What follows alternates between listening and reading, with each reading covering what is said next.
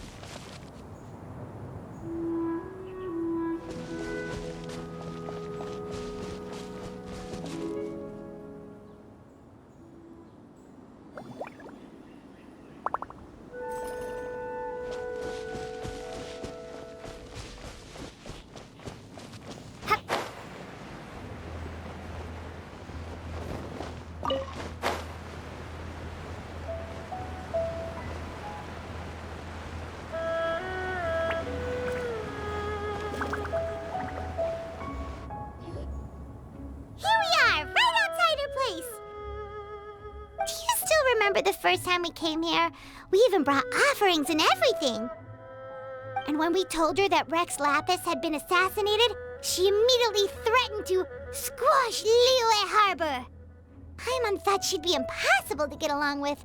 But now that we've spent some more time together, she's really not like that at all. We probably don't need to bring any offerings now that we've gotten to know her pretty well, right? Still, Paimon's got some snacks around here somewhere, so if she really wants something, we can just use that. Huh? Traveler, did something catch your eye?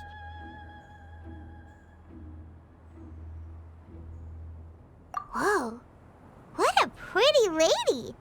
Is she also here to visit Cloud Retainer?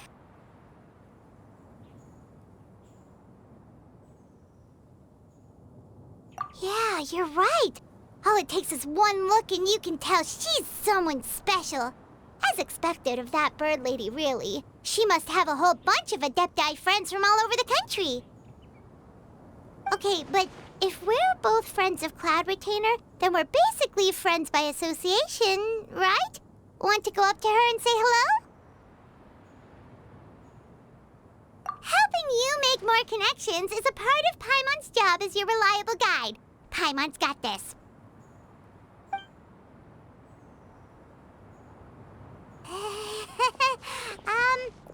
Hello.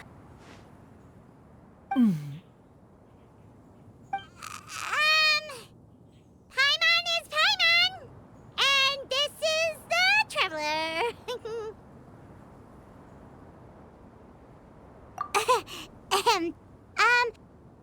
Paimon doesn't think we've met, but we're also friends of Cloud Retainer. May we have the pleasure of learning your name, Madam Adeptus? You two... What is this tomfoolery? Has this shift in form so clouded your eyes that you no longer recognize one anymore? Wait, you're... Huh?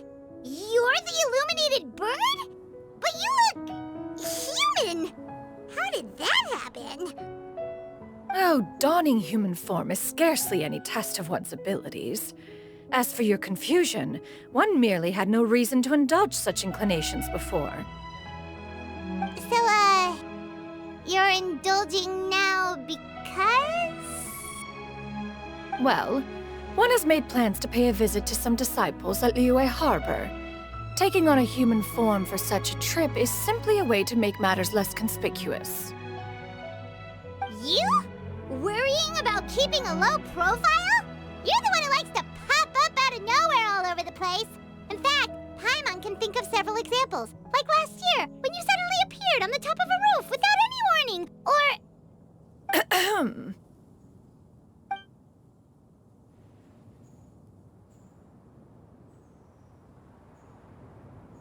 Hey, didn't we agree not to bring that up unless she asked? Oh? So you have taken care to follow the proper rules of etiquette after all. Most commendable.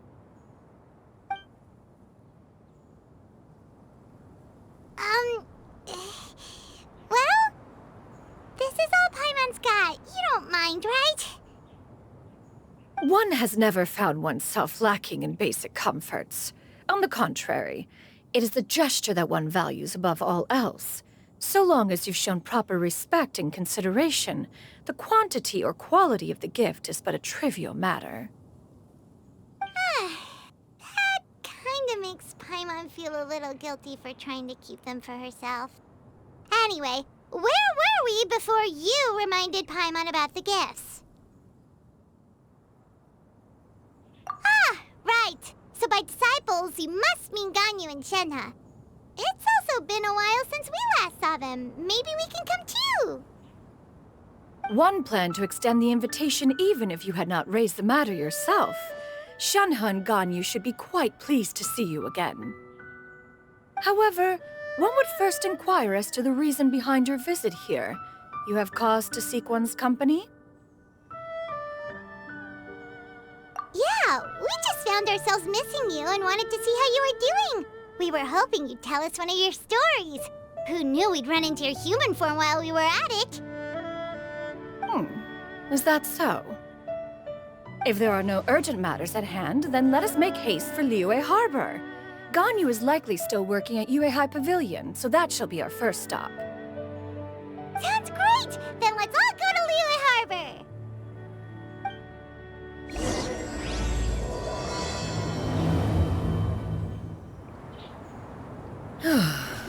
Ganyu has been quite busy with work as of late. One can count on one talon the number of times she returns to Mount Aocang each year. Xianyun has also secured employment recently. In her correspondence with me, she wrote that she shall have no need to return for the foreseeable future. Huh. Did they think one was so easily mollified? One shall investigate everything with one's own eyes and decide for oneself if their living conditions are satisfactory.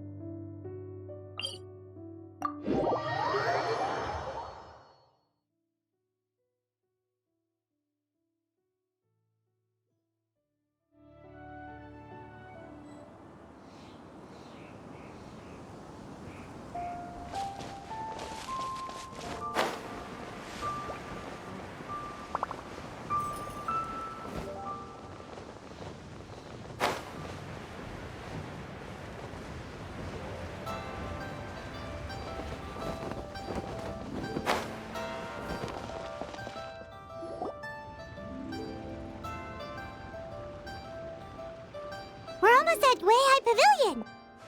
Hey, do you think Ganyu will be shocked to see Cloud Retainer like this? Guess we have no idea if Shenhe and Ganyu have ever seen her in this form before. Wait, where did she go? Why are you just standing there, Cloud Retainer? Quietly now. One shall stay here. You two can go and meet with her. But why? Isn't it better if we all go together? If one were to proudly proclaim one's presence, Ganyu would surely profess herself otherwise unoccupied and drop everything to attend to one's visit. One fears that would only result in her staying up all night to make up for lost time. One does not wish to trouble her. Conversing vicariously via you two shall suffice.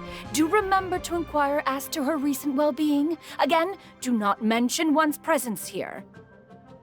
Fair enough. Makes sense. All right, then. We'll just pass on your regards and... Cloud Retainer? Oh,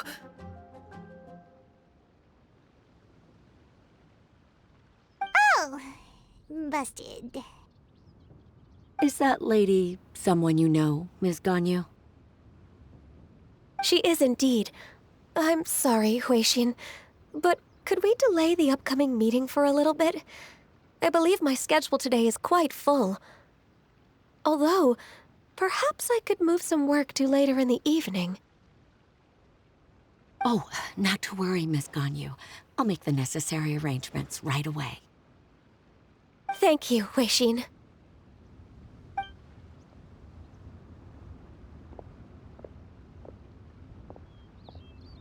It's been a while, Ganyu. Greetings. What brings you here today? And Cloud Retainer, too. It's been quite some time since I last saw you in this form. You are quite mistaken. One is not acquainted with this Cloud Retainer of whom you speak. One is simply a mere mortal passerby. Huh? Seems she's not buying it. That was but a simple test. One did not expect you to be able to recognize one so easily, especially after so many years of only seeing one's other form.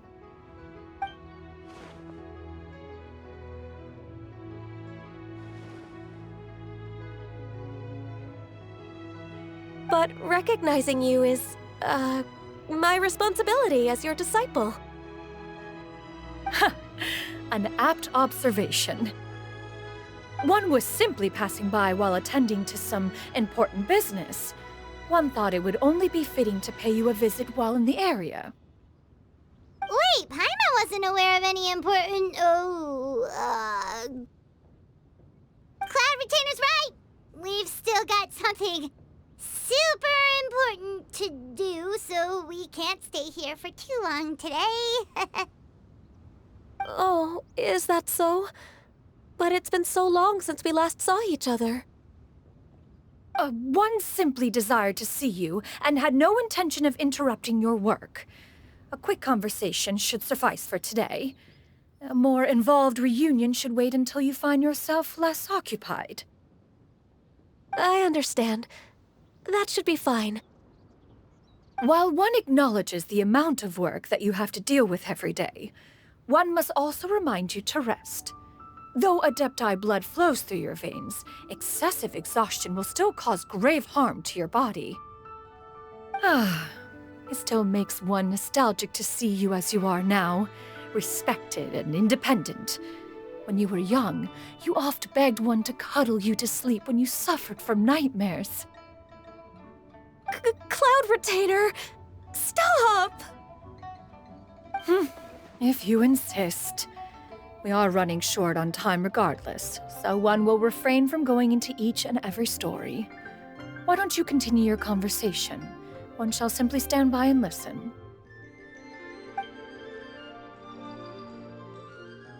Wow, you've been to so many new places since the last time we spoke. If you ever need anything, please just come find me at Uehai Pavilion. Also, forgive me for my presumptuousness, Cloud Retainer, but if you plan to continue appearing in this form, don't you think it'd be helpful to adopt a human name? A human name? Huh. You raise a valid point. Considering the sheer extent of one's renown, Cloud Retainer is surely too recognizable as a name. You really think so? Not that you're not famous or anything, but that famous? You presume to know the extent of one's illustrious achievements. One would hardly think such a thing to be possible. Nevertheless, Ganyu's advice cannot be ignored. From this point on, when in public occasions, be sure to refer to one as Xianyun. Xianyun? I assume that's a reference to the full record of Pristine Pavilion. An adeptus of years past would rise with the clouds and rest with the moon. They were enlightened and wise, free and unfettered. The writer referenced Master's name to describe her carefree and spontaneous nature. Oh, that sounds super cool! Paimon feels like only the most powerful of Adepti could rise with the clouds and rest with the moon. Actually, those lines were originally written to describe Cloud Retainer herself. Huh? Wait, so you're really that powerful? And what of it? Did you truly take one to be nothing more than a bird of bigger than average size? Not exactly. To be fair, Cloud Retainer rarely speaks of her past accomplishments. The tales of her past can only be found in ancient texts. It is said that once, a long time ago, there was a severe drought in Liyue. Left with no choice, many people left their homes, while others spent day and night praying to the Adepti. Although I did not live through such tragedy, simply reading about it is enough to gain a visceral understanding of all the pain and desperation during that time. On top of the drought, a noxious gas also began to spread through the land. If not for Cloud Retainer's efforts, much of Liyue would be nothing more than a barren wasteland today. The books had this to say about what happened.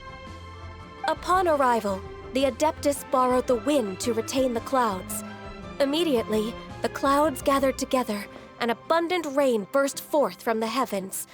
Drought and plague were both driven away, and the people were saved. Wow, that's incredible! Mortal records add embellishments to dramatize past events. One did merely what one ought, and even if one had not interceded, the other Adepti would surely have stepped in to help. Even so, you stopped an entire drought! Can you really control the weather like the book said? Oh, Paimon suddenly has a lot more respect for you. So it was Paimon's bad for calling you Illuminated Bird before. You're not too mad, are you? How laughable. A name is but a simple label we carry with us on our journey through the world. Why would one be offended by such a trivial matter? That's a relief. In that case, Paimon will continue to call you whatever feels right in the moment. Well, that is quite enough ancient history for now. Ganyu, have you had word from Shenhe? One has heard that she procured a job recently. Have you any thoughts on her workplace? And what, pray tell, of her monthly remuneration? Moreover, does she find herself overly inundated with work? Is she allowed time off during Lantern Rite? That is a lot of questions. There is no cause for concern, Cloud Retainer. I introduced Shenhe to her employer personally. Wanmin Restaurant's business has been booming recently. So with Chef Mao being swamped with customers, and Xiangling still off and out in search of new recipes, I introduced Shenhe to staff the restaurant. I see. Most excellent indeed. One has had the pleasure of being introduced to that family. Xiangling is kind and astute, while her father is loyal and reliable. One has no cause to believe that they will make Shenhe's work difficult. Now, it is almost time to partake in the victuals of noon. One shall visit Wanmin Restaurant in person and see how Shenhe is doing. Huh? But didn't you just say that you had something important to do? Can that wait until after we've eaten? You may return to your work, Ganyu. One shall see to this matter on one's own. There will be many an occasion to dine together in the future. One is certain the opportunity shall present itself most readily. Of course, Cloud Retainer. Please take care. Traveler, Paimon, I'll see you some other time. See you around, Ganyu! Phew!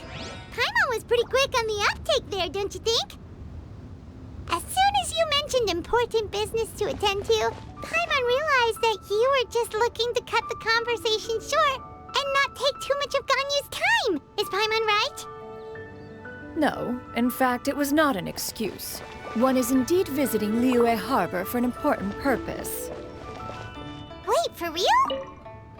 The moment is not yet upon us. Still, the truth will be revealed to you in time. Huh. She really seems to be playing up the whole mysterious Adeptus thing right now. Is it because we just heard that cool story about her powers?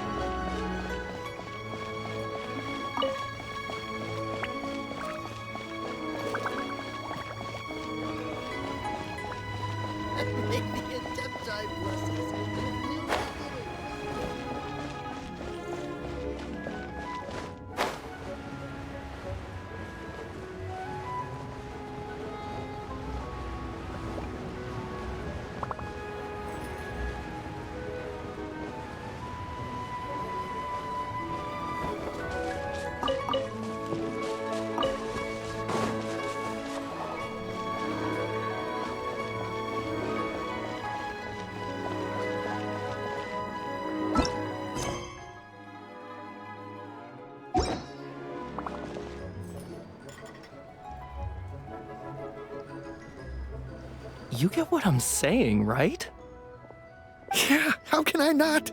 Not even fine food is enough to distract from the presence of a fine lady, eh? Oh, I'm far more interested in getting her details than ordering any dishes. Hey, how about you ask her?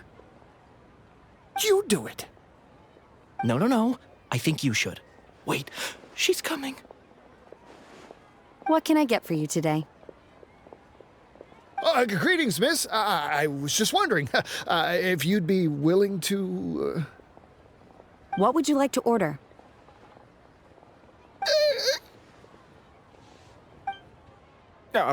Two servings of more meat to go. Good chat. Bye.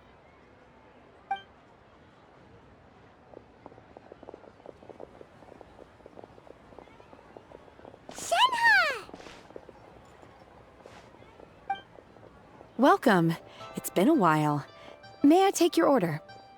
Don't welcome us as guests and greet us as old friends in the same line. It's weird. Mm-hmm. Oh, and this is? This is Miss Xianyun. Master? Huh? One does not recall ever revealing this form to you before. How were you able to ascertain one's true identity with such ease? I've trained and lived with Master for more than 10 years. I would recognize you no matter what form you take.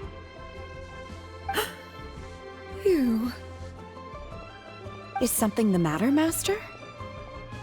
Hardly. One simply learned of your employment from your letter and came to check on your well-being. And check out the great food, too. Indeed. It's almost lunchtime. My apologies. I'm still on the clock and can't talk for very long. Well, if it isn't the Traveler in Paimon, are you here for Shenhe? The lunch rush isn't in yet, Shenhe, so I've got things covered for now. Go ahead, sit down and enjoy some time with your friends. I'll let you know if things pick up. Thank you, Chef Mao. Woohoo! Wow. Leo's really got a lot going for it.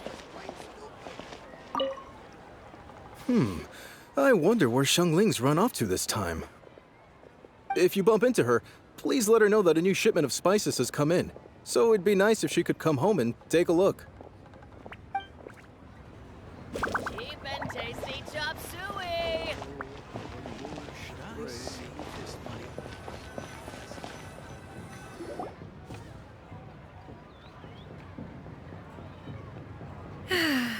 It is just as one expected. The owner of Wanmin Restaurant is indeed a most reasonable and accommodating human. Still, the work here entails dealing with quite a varied group of people. Has this been difficult for you, Shenhe? It's been manageable so far.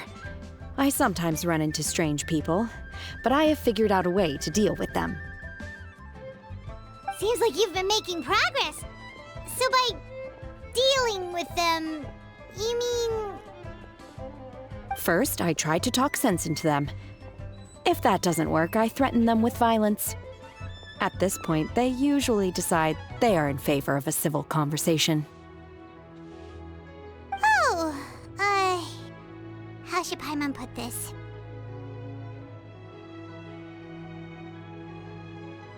Oh, a sensible plan. One is gladdened to see you integrate so well into human society. And you, Master? How have you been? Simply marvelous. Though Mount Outsong has scarcely enjoyed your presence recently, one has hardly found the pleasure of one's own company to be lacking. I see. Just as expected of Master.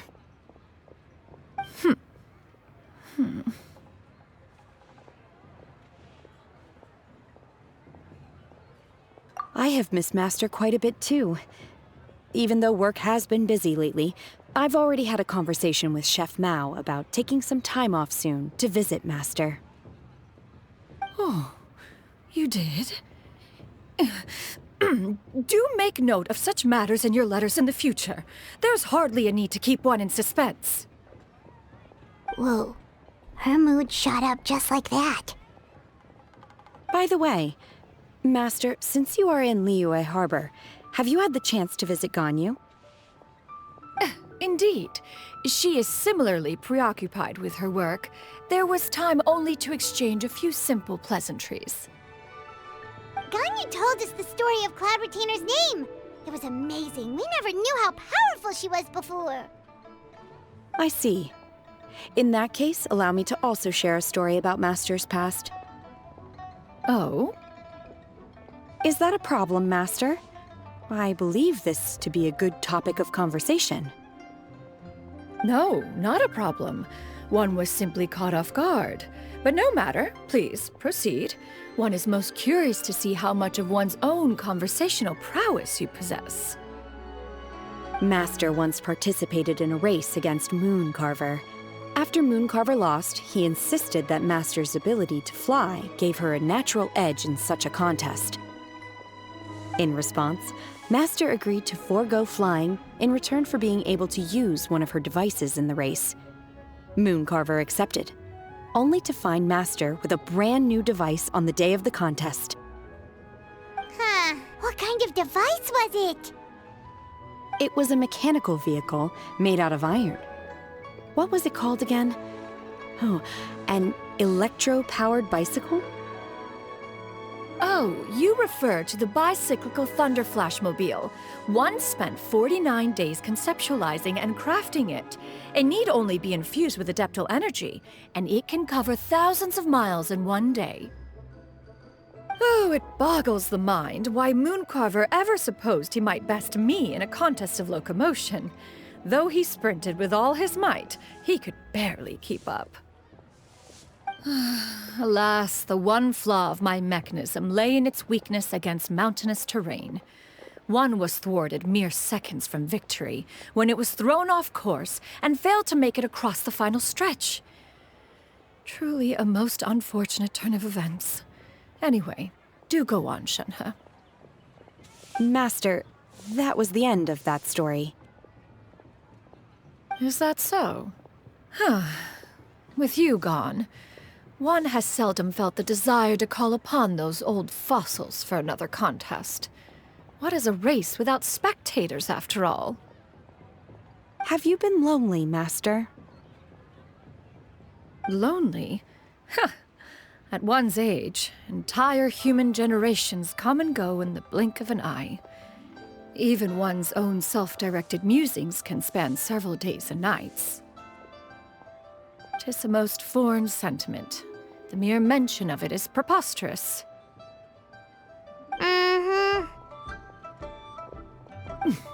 What is the reason for that look upon your face? It's nothing. It's just... Well, Paimon gained a lot of respect for you after listening to that story of you summoning the rain and everything. But all it took was a few words out of your mouth and it's like you're back to being that illuminated bird again. I was just a little bit confused. Which one of the two is the real Cloud Retainer?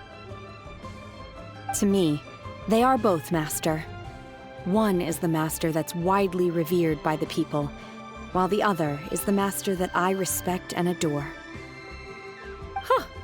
One finds oneself exalted yet again with sweet words of praise and flattery of a most extravagant nature. You chose to exalt one with your words, yet you refuse to grace Mount Outsong with your presence for any extended period of time. One would almost question the sincerity of your estimations. This is not to say that your words paint an inaccurate picture. One has always lived by a single ideal. Eschew all action and abide by no rule. One does as one pleases and speaks as one pleases. Others may critique or praise as they see fit, yet one places little weight in such judgments. She got like, what, 2 sentences of flattery from her disciple, and it's as if her ego is about to burst. Do you have any empty tables?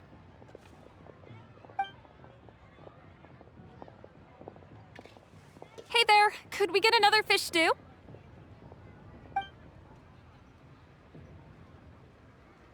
I'm hearing more guests come in. I should get back to work. Alright, good luck with the lunchtime rush, Shenhe! I'll try my best.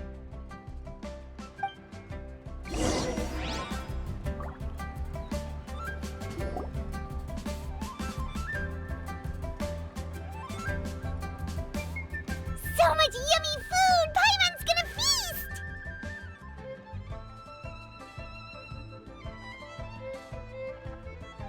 One is fond of all kinds of delicacies and delights in a multitude of flavors. The dishes here demonstrate no shortage of culinary skill.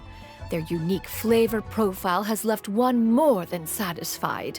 In fact, one has been struck by quite the fit of inspiration.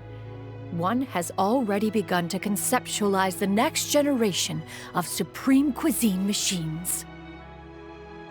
Everything's so tasty! A bit too hot at times, but still super tasty. I'm sorry, miss, but our tables are full. Shall we try somewhere else, Granny? But it smells so delightful. Can we really not eat here? My poor legs can't go on for much longer. Well, you could always check with some of the other guests and see if anyone's happy to share a table. Okay, I'll ask around.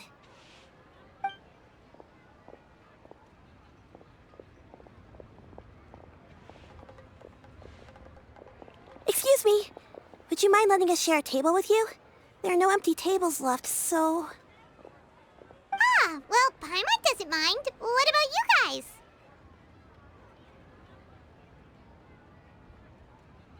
Great! Thanks so much. My name is Xianyun, and this is my granny, Yuendai. Granny? Yep. Is there something wrong with that? No, Paimon's just a bit surprised. She looks so young.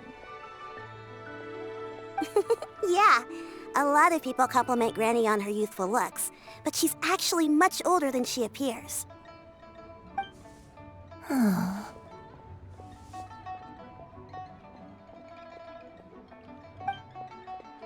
Granny, why don't you take a seat? Come on, it's not polite to stare. Huh. Have we met before? No. 'Tis a fated meeting, then. Please, take a seat. What would you like to eat, Granny? I can order for you. I want braised earthworms. They always pop up out of the ground after a rainstorm. No, not this again. Granny, there's no braised earthworms on the menu. Braised earthworms? Well, that sounds weird. Do people actually eat that? Right, that's what Paimon was thinking too. Need any help? Help? Oh, do you mean with Granny? Thanks, that's nice of you to offer. Granny has pretty bad dementia, so her memory's getting worse all the time. She's always saying things that sound kinda confusing. Actually, her memory's been bad ever since I was little. But it's gotten so bad lately that I even have to remind her who I am every morning. They died young. It's just me and Granny now.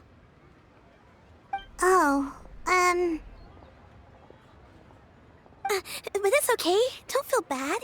Granny loves me a lot, and I love her a lot too. Sure, it's hard at times, but you just gotta make the best of the life you've got. Wow, you're really tough for your age, kid. You're too kind. And me? Oh, what about me? You're tough too, Granny. Plus, you're really gentle, and you're always there for me. Yes, and it's hardly as if I forget everything. I still remember the important things. Wait, what was that really important thing again? Ah, I remember now. It was a dream. I had a dream where everything was dark. Someone was standing in front of me.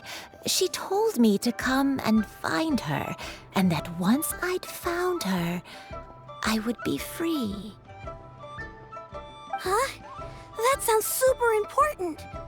But how come you've never told me about it before?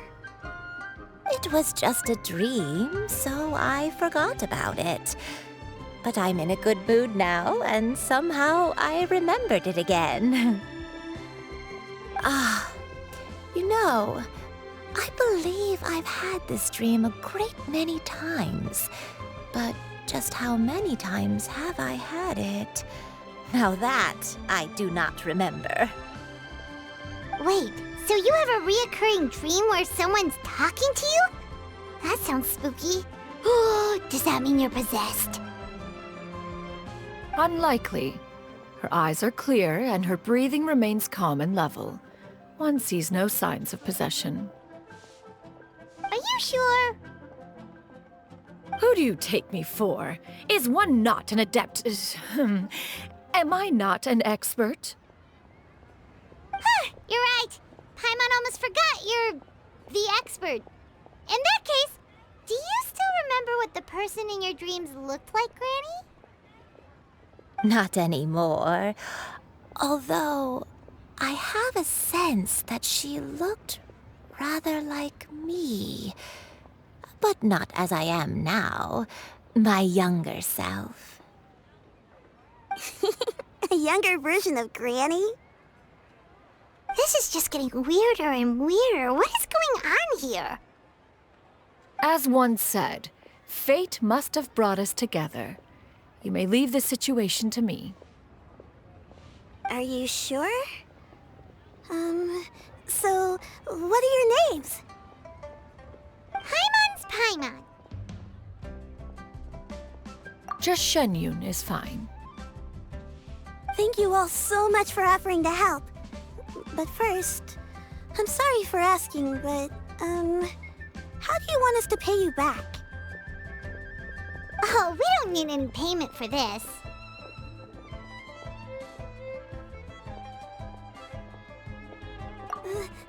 Thank you so much.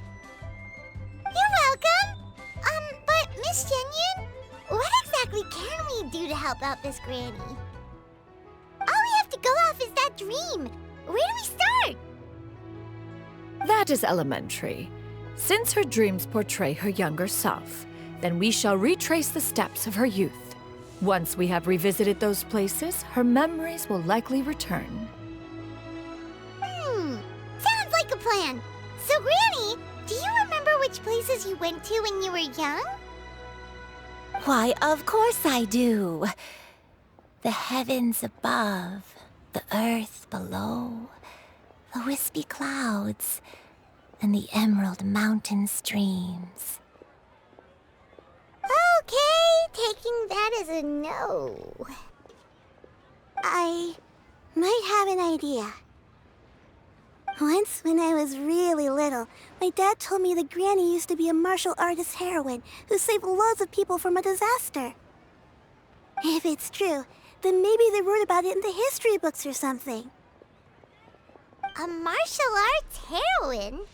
Oh, Shinto knows tons about Liyue's chivalric traditions. If anyone knows about the heroes of the past, it's him. Let's go find him at the Xianyun Commerce Guild. Are you leaving already? But I'm still hungry. I'll go order some food, Granny. If there's nothing on the menu you especially want, I'll just get a few different things. It seems we must part ways for now. The Traveler and Paimon are bound for the Xianyun Commerce Guild, while Yuendai and Shuyu shall remain here and partake of their lunch. As for myself, I have matters to discuss with Streetward Rambler. Streetward Rambler? Oh, you mean Madame Ping! Precisely. Let us meet at Yujing Terrace once you are ready. Always wanted to try this place. Food is unbelievable.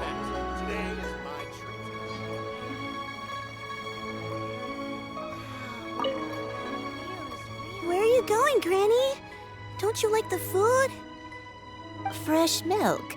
I need to buy you some fresh milk. Milk? Why? You need to drink milk before eating, or the spicy food will make you cry. Hush, little one. Don't cry. Granny, you're forgetting things again. I'm not a little baby anymore. I can eat spicy food now. Even the super spicy dishes, like their fish stew. I can eat 2 whole bowls, no problem. Wonderful.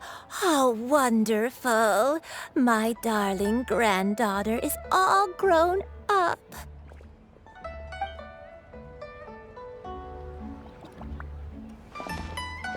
Always wanted to try this place. Cheap and tasty chop suey!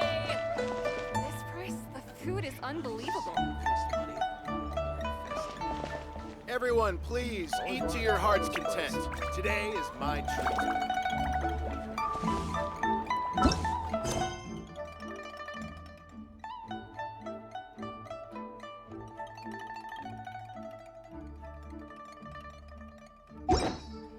This price, the food is unbelievable.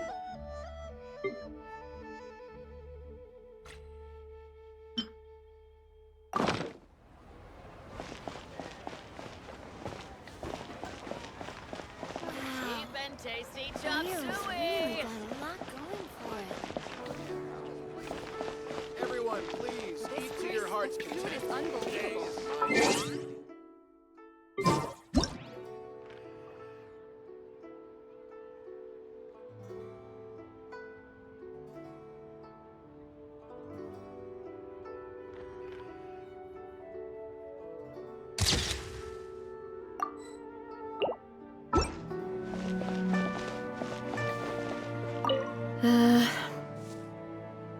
I should get paid in another few days.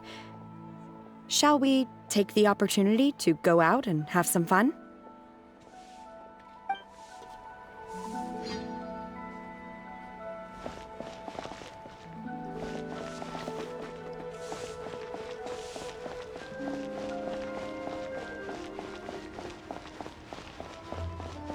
Try your luck betting on Jade?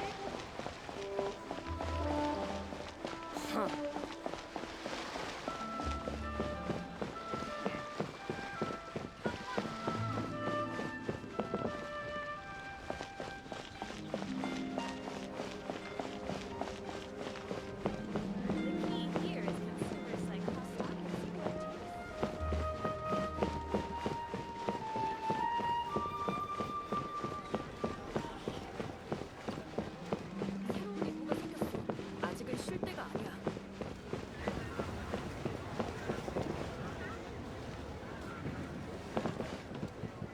Bang!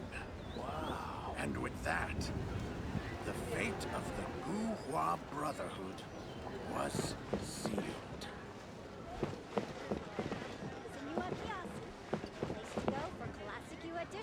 새로운 임무가 생겼어. 아직은 쉴 때가 아니야.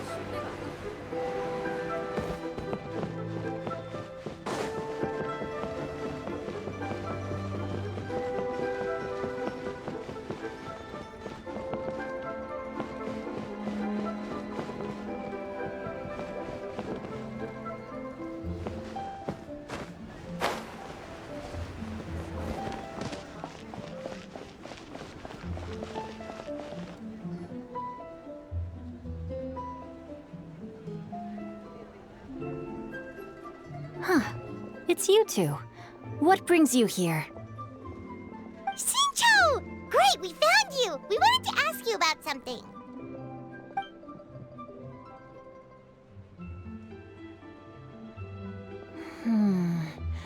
That's not a whole lot of information to go off of. I don't know if I can say for sure.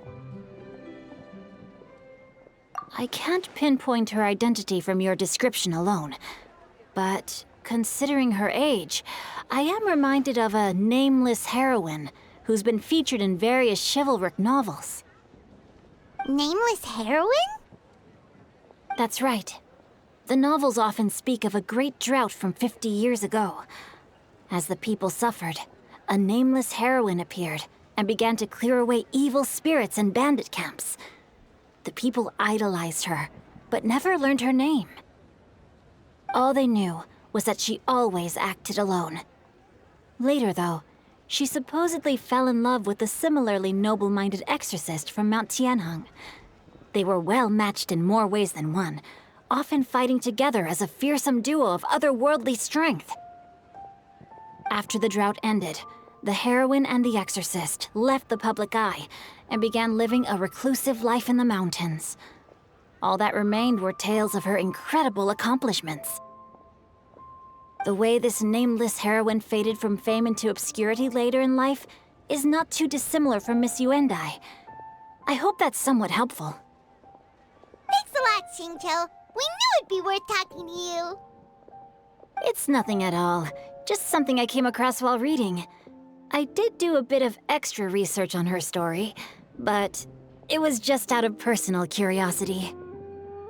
Well, Paimon still thinks that's super cool. Oh, wait, Xingqiu, if you've read up on her, do you know of any places often associated with her? Let me think. In the novels, the nameless heroine always appeared near one of 3 places: Wangshu Inn, the area just north of Jueyun Karst, and Qingyun Peak. Perhaps the real-life heroine who inspired the character was also often seen near those 3 places. That would explain why those locations appear in the various novels written about her. You're welcome. To be honest, I found some parts of the story confusing when I first came across it. If Miss Yuendai was indeed the original inspiration for the character, she may just be able to help me put the pieces together. It's rare for a chivalric hero to fade into obscurity during their lifetime, even after retiring from the public eye. But no one ever saw or heard from the nameless heroine again. There were even rumors that she became extremely ill. I've never understood why someone would go to such lengths to erase themselves from public memory. It's almost as if she was trying to hide from something.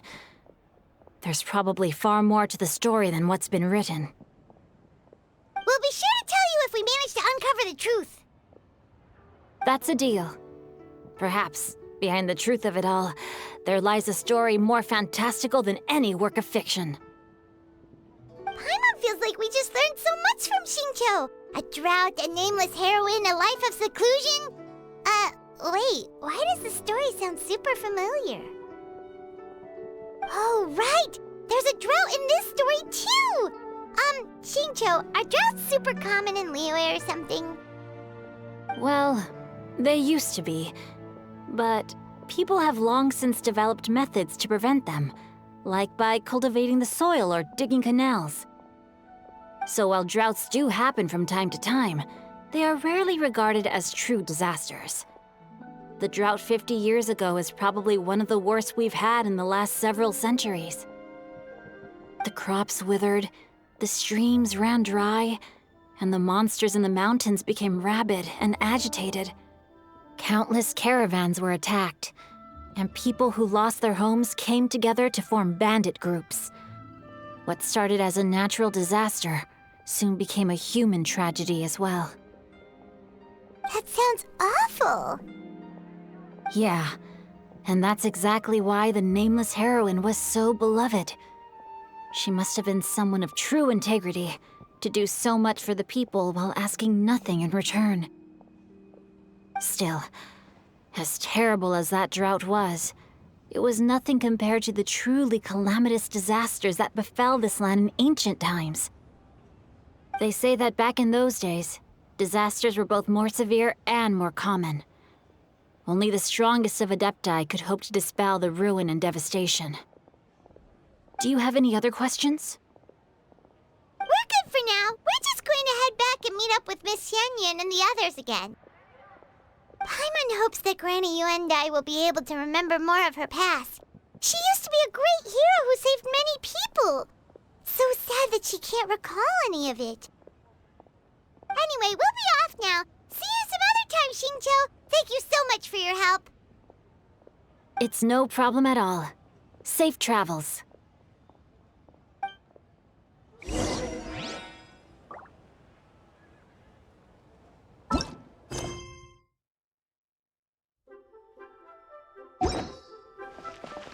Time erases everything.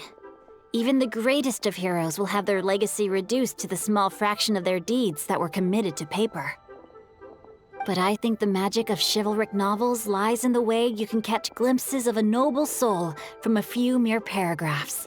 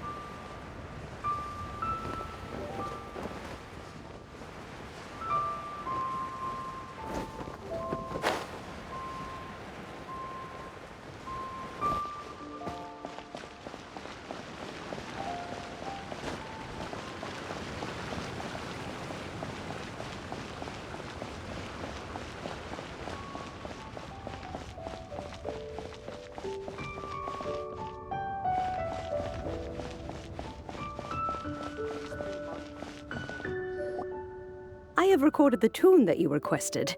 I hope it will be of help to you.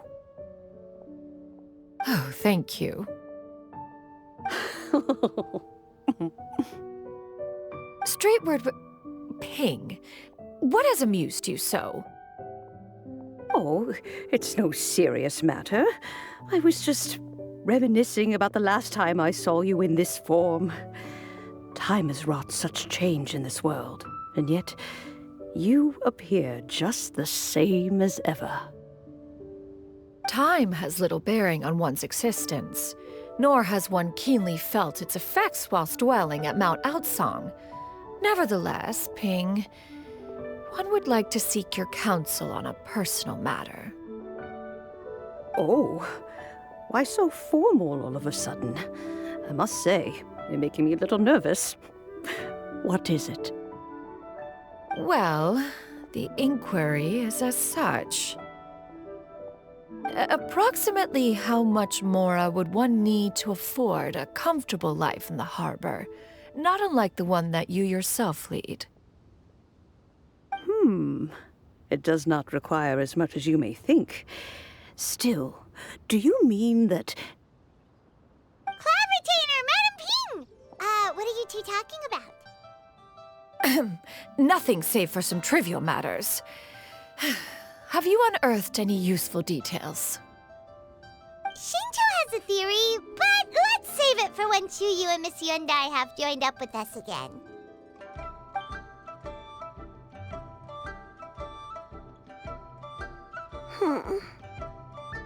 Do not be troubled, young lady. Here, have some tea. Thank you so much. What do you think, Chuyu? Does it match up with what you know of your granny? According to the story, the nameless heroine eventually fell in love with an exorcist from Mount Tianheng. Maybe that's my grandpa. I don't have many memories of him, but there was this one time I found a box in our attic full of a bunch of weird sigils.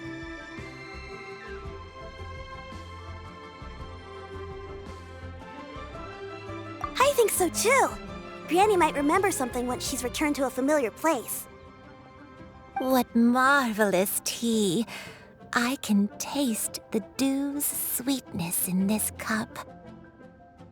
It's as if I was taking a stroll in the mountains, thoroughly one with nature and at peace.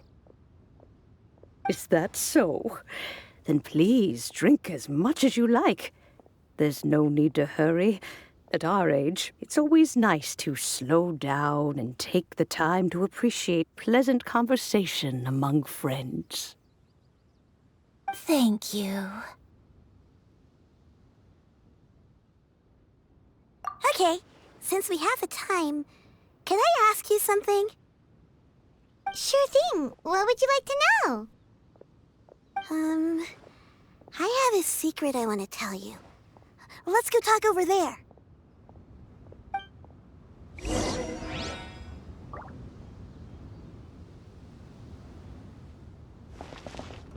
You can taste the sweetness of the dew? It's just a feeling. The sensation of stepping out into the mountains on a cool morning, gazing upon the small droplets of water hanging from the leaves, and feeling the sweet stream of water soothe a parched throat with every swallow.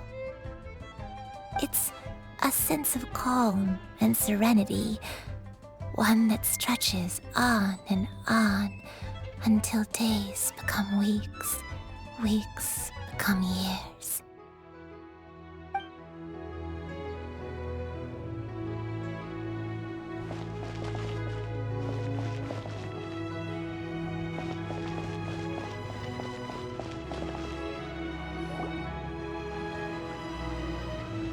What's wrong, Xianyun? Well, I've been kind of meaning to ask ever since we started talking in the restaurant, but are you guys all adepti in disguise? Oh! About that. Well, you guys just seem super special. Plus, I think I might have heard Miss Xianyun call herself an adeptus. Oh, must have been a slip of the tongue. Xianyun, since you were the one who, misspoke, maybe you can explain to Xianyun here what you really meant by that. One is indeed an adeptus. Is that of some concern to you? Huh? I knew it. Well, one time when I was a little kid, I saw a pure white illuminated crane. I had this super high fever, and Granny wasn't around. I was feeling all icky and gross. But then this snowy white crane flew down from the sky. She put me on her back and flew me to her cool Adeptus house and fed me some sort of magic potion. When I woke up, I was already back in my bed and my fever was gone. I really wanted to thank her, but I was too sleepy to stay awake, so I never got the chance. So, I just kind of wanted to ask if maybe any of you have ever met an Adeptus like that? A pure white illuminated crane? The only two we've ever met are blue and white and black and brown. Have you ever met one that's pure white, Clabbertiner? Never has one met an adeptus with such features. One surmises such a description is but a hyperbolic embellishment that oft results from narrative accounts. That's weird. Was it really just a dream then? Well, even if it was just in my head, it doesn't matter that much anyway. All I really want is to help Granny recover her memories. I'm really grateful for all your help. gave it to us. Now that we know the 3 locations, we just need to visit them one by one. Let's go to Wangshu Inn first. Okay, I'll go get Granny.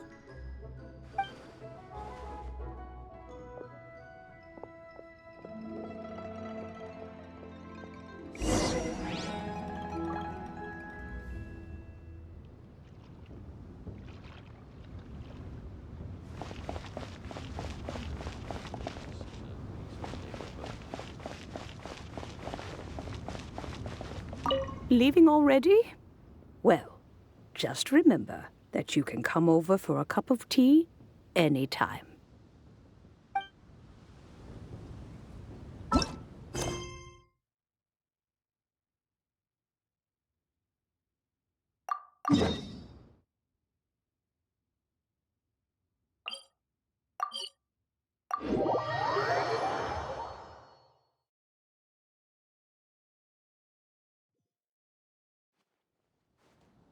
Wangshu Inn. Wangshu Inn. Do you remember this place, Granny? Yes. The fish here is very delicious. And if you look out into the distance, you can always spot a bird that's been left behind by its flock. I believe I used to have a room here. It had a window. Yes, I spent a lot of time looking out that window. Which room was it again? Let me look. I'll come with.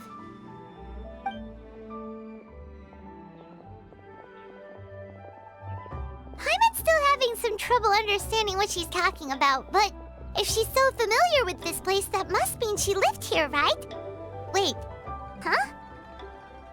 Whoa! Shao! What are you doing here all of a sudden? You scared the living daylights out of Paimon! I sensed a non-human presence and decided to come take a look. If you're here, then there's likely no trouble afoot. I suppose there's no cause for concern. It's been a while, Cloud Retainer. I see you have returned to your previous form. I have indeed. I fought alongside her in this form on many occasions during the Archon War. Oh, wow! What was she like during the war? Oh, wait, let Paimon take a guess. Was it anything like this? Behold, the glory of one's newest invention, the Bang Bang Continuous Fire Mechanism. Hands up and surrender, or be prepared to face the full might of the Adepti. An impressive imitation. Paimon knows her all too well. Even so, Cloud Retainer was not always as ostentatious as you describe. You may be unaware, but her talent with Adepti sigils is just as formidable as her skill in mechanics. The Archon War reached its peak after Guizhong's death. The Cloud Retainer who fought beside me in those devastating battles was taciturn and solemn, only speaking when she had to activate her sigils. A Cloud Retainer who barely talks? Paimon can't picture it. But what happened after that? If you were so powerful in your human form, why did you decide to take up your bird form again? Once one had bid farewell to the world of mortals, what use would one still have for such a shape? When dwelling between mountain and forest, away from the struggles and troubles of the mortal world, a mortal form is hardly the most fitting of choices. After the war, Cloud Retainer retired to Mount Outsong, only revealing herself to the occasional visitor, and always in her avian form. Although I do believe there was an occasion some 30-odd years ago when she decided to don her human form. I believe it was for the purpose of... One believes there is little need to relive bygone matters. Granny, are you okay? Back then, at this place, Perhaps this conversation should end here. I shall take my leave now. Should you encounter any trouble, you need only call my name. However, given that you are traveling with Cloud Retainer, I trust you are in good hands. Everyone! I think Granny is finally beginning to remember her past. Slowly now, calm your mind and recount what has been recalled. A long time ago, I stayed here to recuperate from my illness. Huh. So what Shinto said was true! You did fall ill! Was that why you went into hiding? I don't remember. I'm very sorry, but I can't even remember the name of my illness. The only thing I can remember is that it took a great toll on me, and there was no cure for it. I was confined to my room in Wangshu Inn, where I spent many days unconscious. I'd come to every once in a while and stare at the migrating birds outside the window. It was a solemn sight. I remember crying, but I'm not even sure I knew why. One day, I met a traveling merchant. Upon hearing of my illness, he sold me a bottle of soul-revitalizing tea pills. He told me that the pills were concocted using Adepti blood and could be used to alleviate my symptoms. Sure enough, I made a full recovery. My illness remained dormant for several decades after that. Wait, but if your illness remained dormant for several decades, are you saying that what you're going through now is just a relapse of what happened all those years ago? And it was all thanks to the pills that you managed to keep the symptoms in check? Paimon's brain kinda hurts. Do you remember anything else? I'm sorry, I don't. Oh, if only I wasn't so useless. Hey, you're not useless. You've done so much for me. Watched me grow up. Raised me. How could you say that about yourself? Oh, fret not, dear child. Granny was just a bit frustrated. That's all. The recovery of a person's memories is a gradual process. Finding pieces of one's past is always superior to not finding anything at all. Let us make haste to the next location. Next location. Next location. Oh, why don't we go to the area north of Dwayun Karst next? There isn't really a landmark there, so where should we start? Oh, Paimon's got it. Let's check out the houses in the area first. After all, if she was there for any length of time, then she would have stayed somewhere, right? Oh, Paimon's really got her thinking cap on today. At this rate, we'll recover all of Granny Wendai's memories in no time.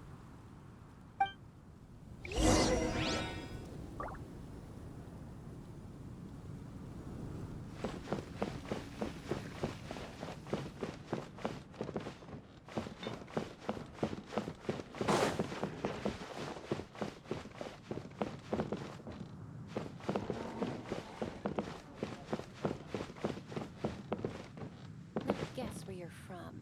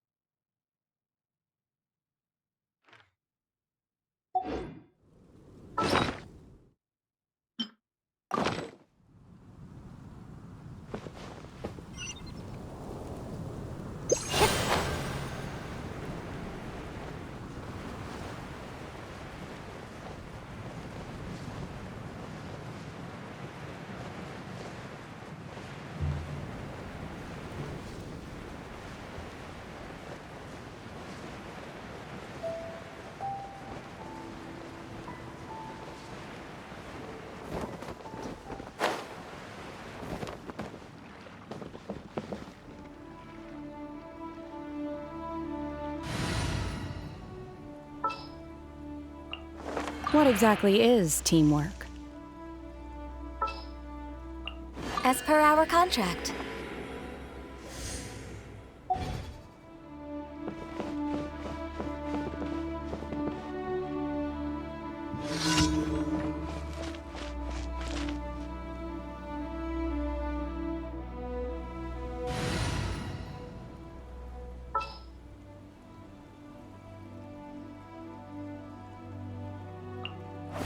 Ready for trial.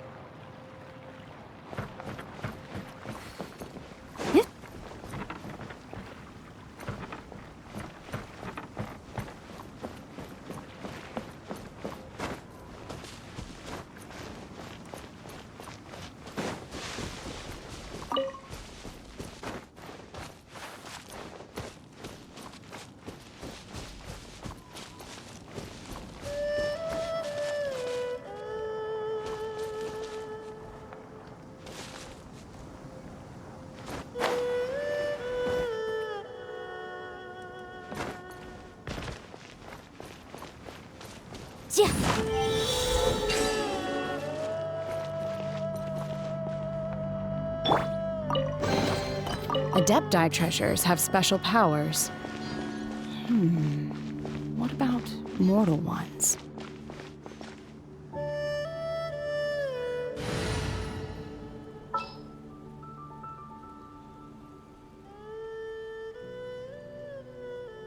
All is accounted for. Let's move out.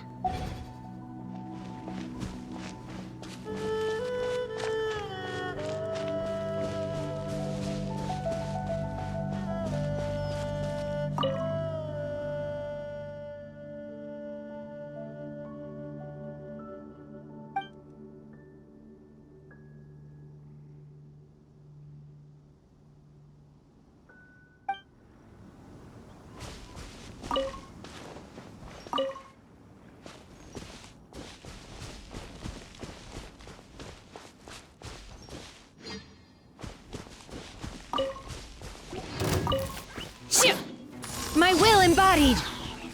Rest and rebuild! No touching!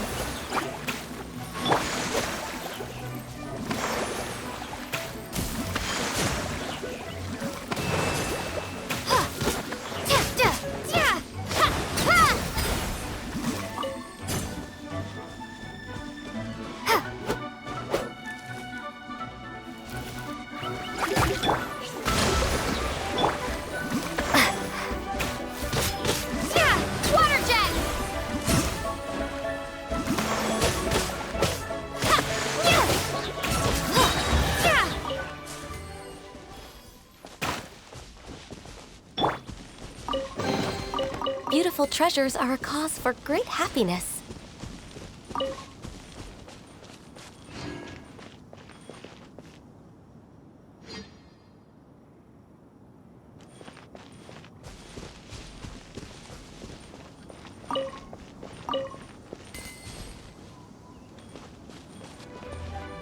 Whoa! Why are there so many treasure hoarders here? Guess it's time to round up some bad guys. By ordinance divine!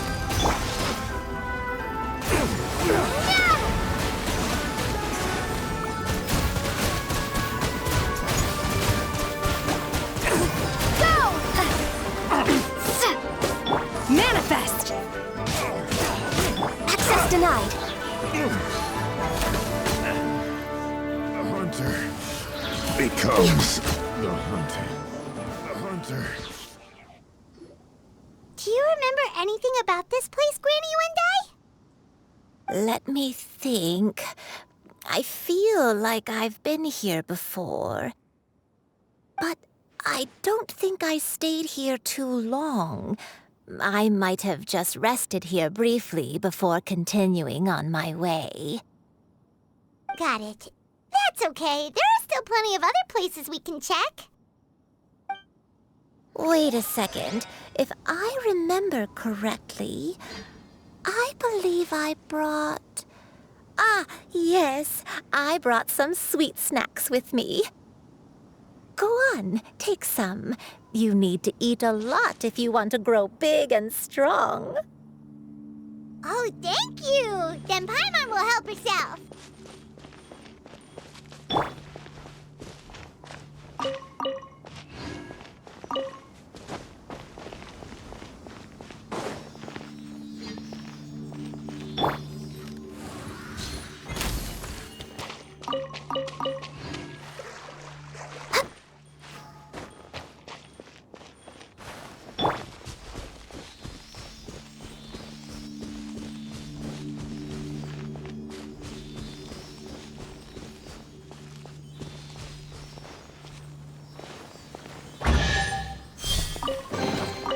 Adepti treasures have special powers. What about mortal ones?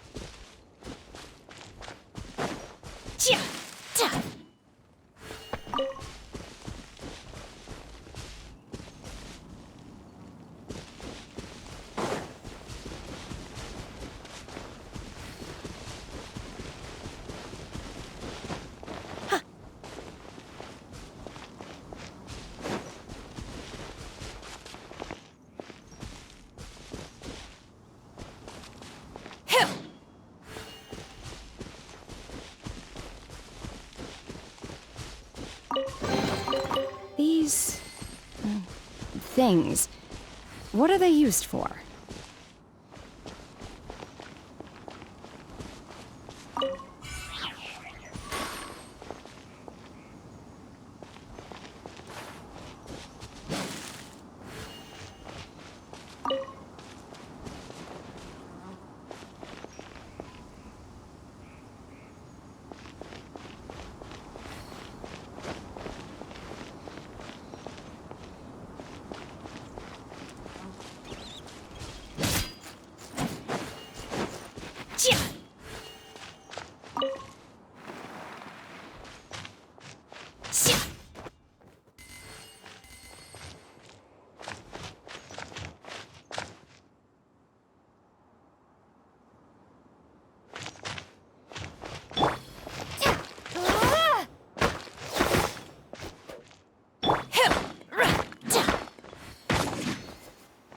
Unleash!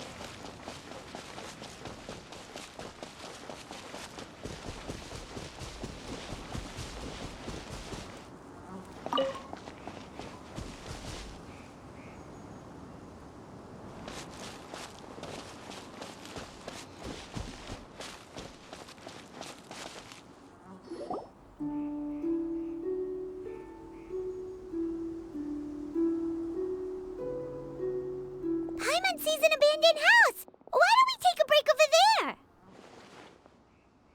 This place. It's...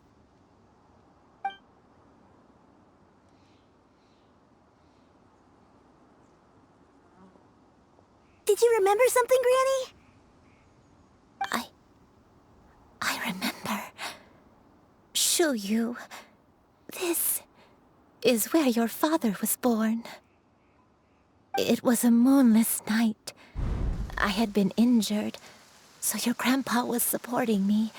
We fled together with some being in the fog behind us in hot pursuit.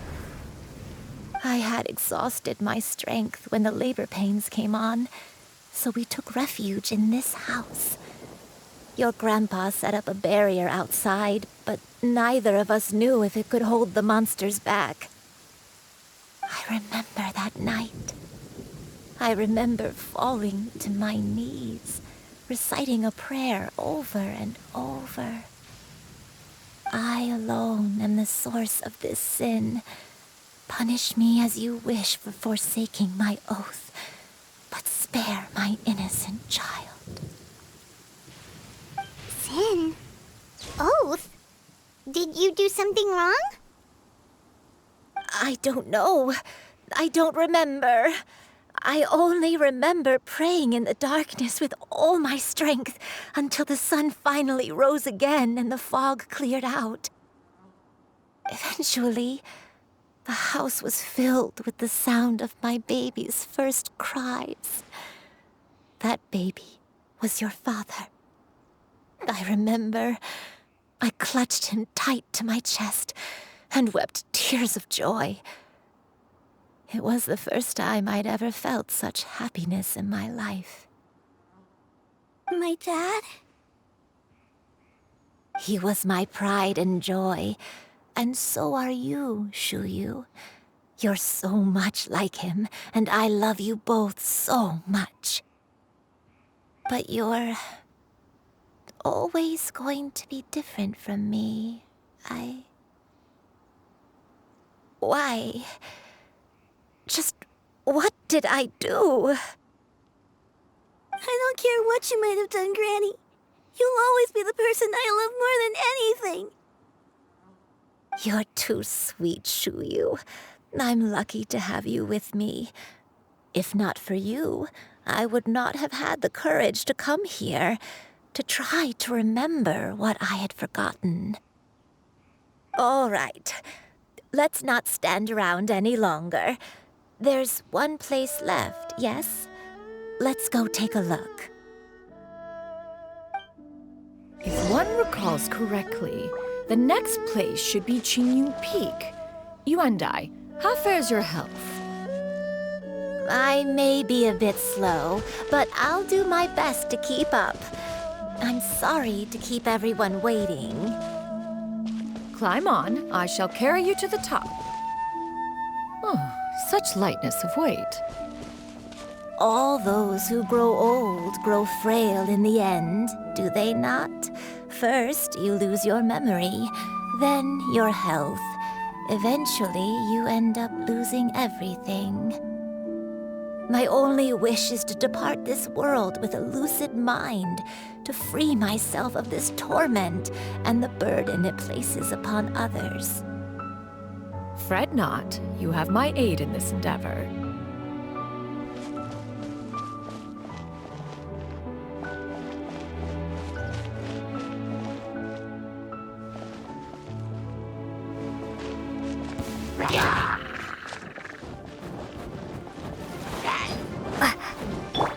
Hold the line!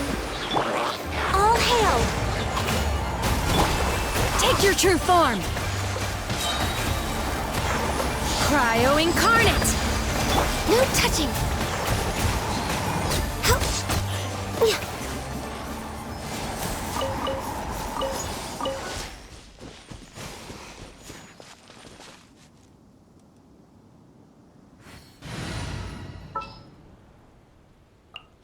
We're companions! Hooray!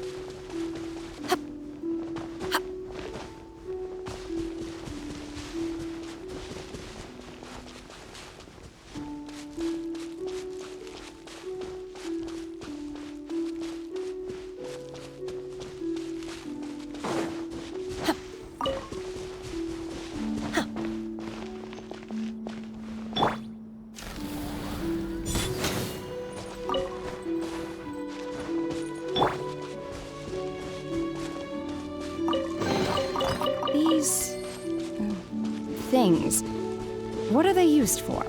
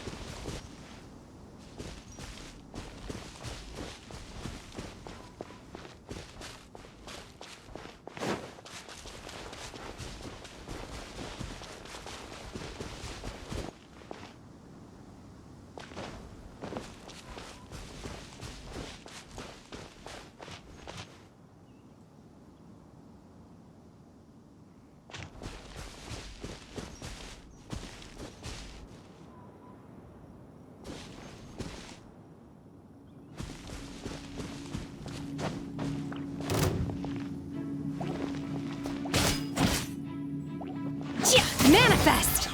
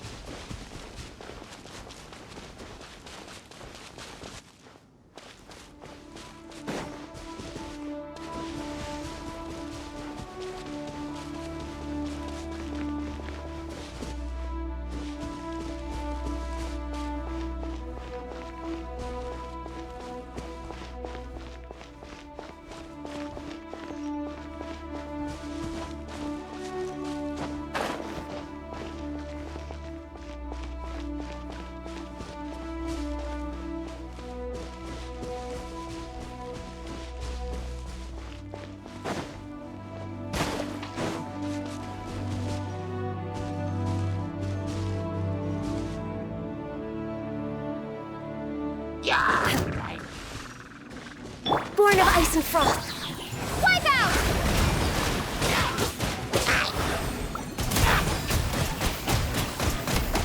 Water jet! Obey!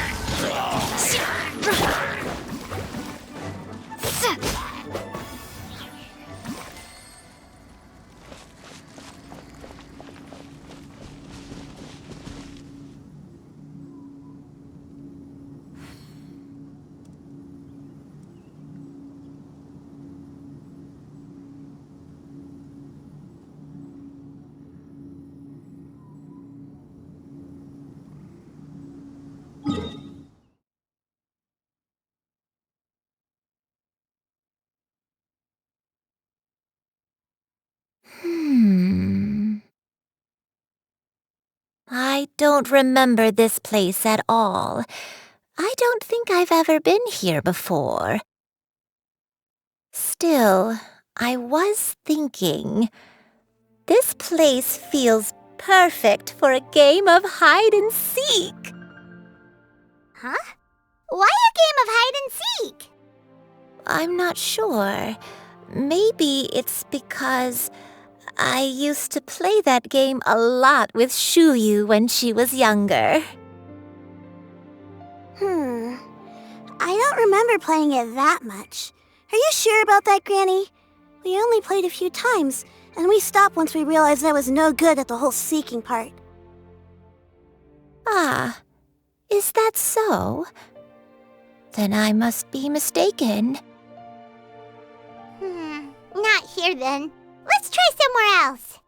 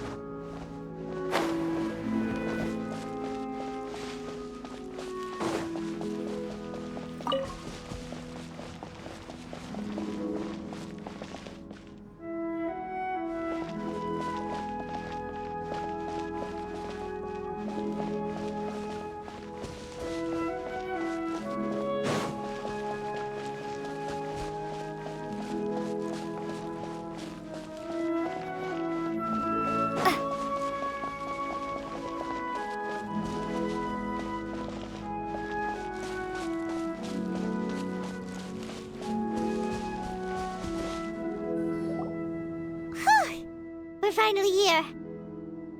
Does this place feel familiar to you, Granny One Day? Let me see.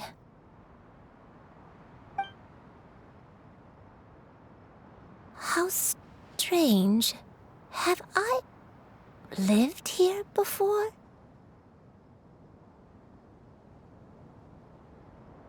When we were at Wangshu Inn and the abandoned house earlier, though I couldn't remember everything, I still felt a sense of familiarity.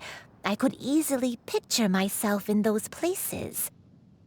But here, I don't have that feeling. Perhaps I did come here in the past, but it just didn't leave a strong impression on me. But did the stories get it wrong then? Yeah, that's true. But they're also the only thing we have to go off of. Paimon was hoping this place would jog Granny Uendai's memory just like the others. I'm sorry to disappoint you too. It's all right. We're not going to give up yet. We'll figure something else out. Just you wait. Thank you. If only I could remember. Huh? That way. What's that mountain? Oh, let Paimon look! Huh? Isn't that Mount Outsong? Looks like we've come full circle. Mount Outsong. Mount Outsong. Granny, are you okay? Don't push yourself, Granny. It's okay if you can't remember. You shouldn't do something that makes you sad. Mount Outsong, What am I really? Mount Outsong holds some familiarity to you? It does, but I can't go back. Are you feeling unwell? My head, it feels all heavy and dizzy. What is wrong with me? Cloud, Miss Xianyun, is there anything you can do? Let us go to Mount Outsong. But... Fret not, all will be well. You and I, you have already given more than enough to the pursuit of this endeavor. You may leave the rest to me.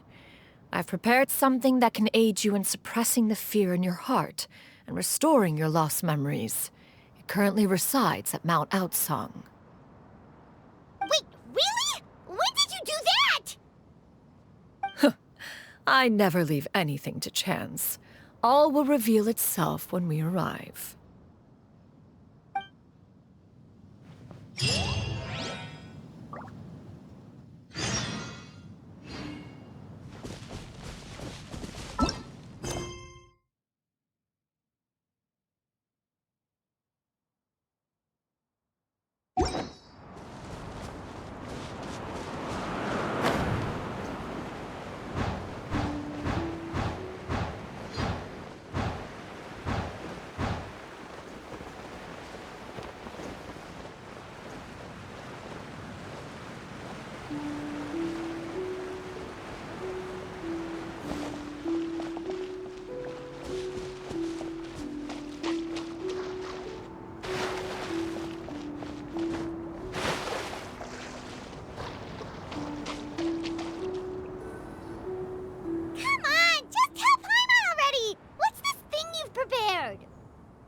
Here, this is it. Huh? But isn't this the mechanism that you were tinkering with when we first got here? Oh, is it another invention of yours? Precisely. A recent one at that. I am most pleased with the result. I call it the Suspensus Somnium mechanism.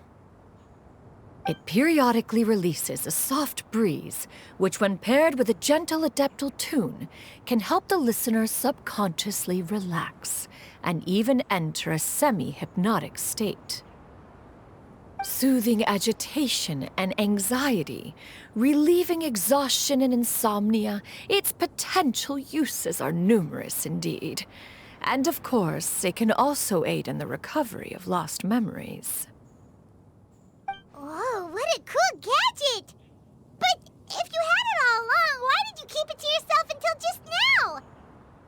We could have come to Mount Outsong right off the bat and saved time on a lot of floating. How preposterous.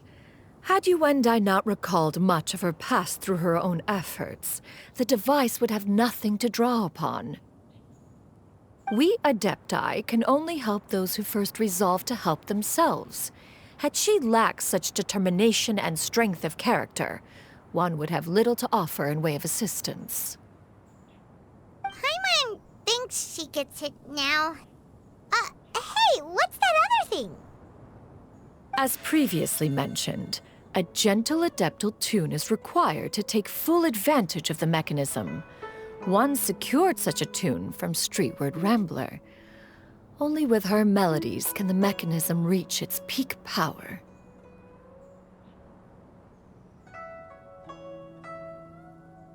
Oh, Paimon can feel what you mean. Paimon's body feels light as a feather.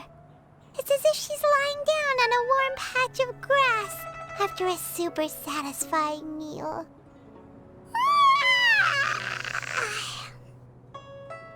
And you, Yuendai, is the mechanism helping you to relax?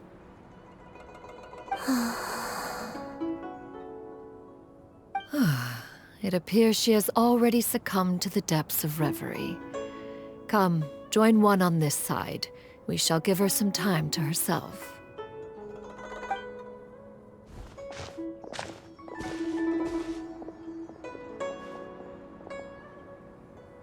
The drought is over. But why do you look like you want to cry? The potion. It's nearly run its course. I've never regretted meeting you. Not even for a second. Please. Please, no.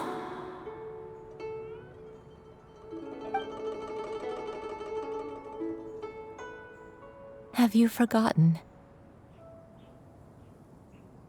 This is the world you left behind. One of gentle breeze and morning dew, perfectly straddled betwixt the realms of heaven and earth. This is your home. This is where you belong. You should have never left. The you of the past, the me from not that long ago. We should have never.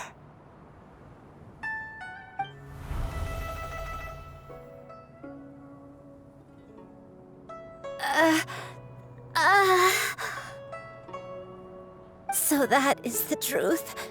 No wonder this place is so familiar. Granny!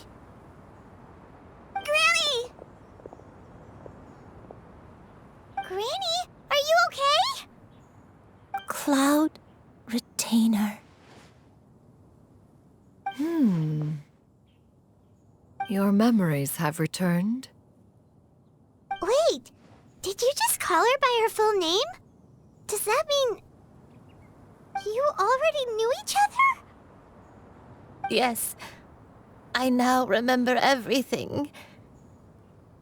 Everything. Granny, please don't cry. I'm here. I'm here. Oh, don't worry, my dear child. Granny is fine. I'm so sorry, everyone. You've gone to so much trouble on my behalf. It's all come back to me now. The most important thing that I had forgotten was the truth of what I once was. One can sense the guilt that now plagues your conscience. Reclaiming a truth long buried is sure to come with a myriad of complex emotions. Perhaps one should recount the story on your behalf while you compose yourself. No, it's okay. Now that I've remembered, I must face my memories head on. Xianyun, everyone, I cannot thank you enough for all your help. I'm ready to tell you my story, if you're willing to listen. Please, Granny, don't force yourself. What happened in the past doesn't matter. I love you more than anything. Nothing you say can change that. I know, dear child. My feelings for you are exactly the same. It is for this reason that you deserve to know the truth. Some time ago, I made a terrible mistake. One for which I could never atone. Is this the sin that you mentioned in Xianyun Karst? What happened? I am, in truth, not a human being. My real form, one that I held for centuries, was that of a wild crane. I spent many, many years living on Mount Outsong, bathing in the soft breeze and drinking the sweet dew of the mountains. At some point, I somehow gained wisdom and sentience. The Lord of the Mountain, Cloud Retainer, became aware of my existence and began to share many stories with me. She even passed on the secret of cultivation to me. Though she never took me on as a formal disciple, I always saw her as my master. Whenever she took out her tools to work on mechanisms or new inventions, I would also stand next to her and watch. I even contemplated completing my training and becoming an adeptus in my own right. I followed her teachings, and time gradually passed us by. Until that fateful day 50 years ago. 50 years ago? That's right. Master regaled me with many stories of her past deeds. From them, I learned how she had saved people from a similar crisis in the past. She was the one I looked up to the most. More than anything, I dreamt of becoming an adeptus like her. I wanted to travel the land like she had, relieving suffering wherever I went. But I was still far from being a real adeptus. I possessed no ability to take on human form and fit in with the crowd. Once she learned of my desires, Master prepared a special dose of human mimicry potion for me. She warned me that the potion's effects would only last 10 years, and if I were to fail to return to my original form at the end of that time, I would forever forget my past as a crane and become something neither human, beast, nor adeptus. Oh no. So that was the source of your dementia all along. Was it because of Grandpa? Indeed, I fell in love. Though he was human, he had spent his entire life training on Mount Tianheng. When we met, it was not only my first foray into the world below, but his as well. Although clumsy and impulsive as he was, you'd think he was the real strange bird among the two of us. But still, just like me, he cared deeply about the world and wanted, more than anything, to cleanse it of all pain and suffering. I could not help but fall for him. But my time continued to tick away. Those 10 years passed by in a flash. Yet I did not want to leave his side, so I...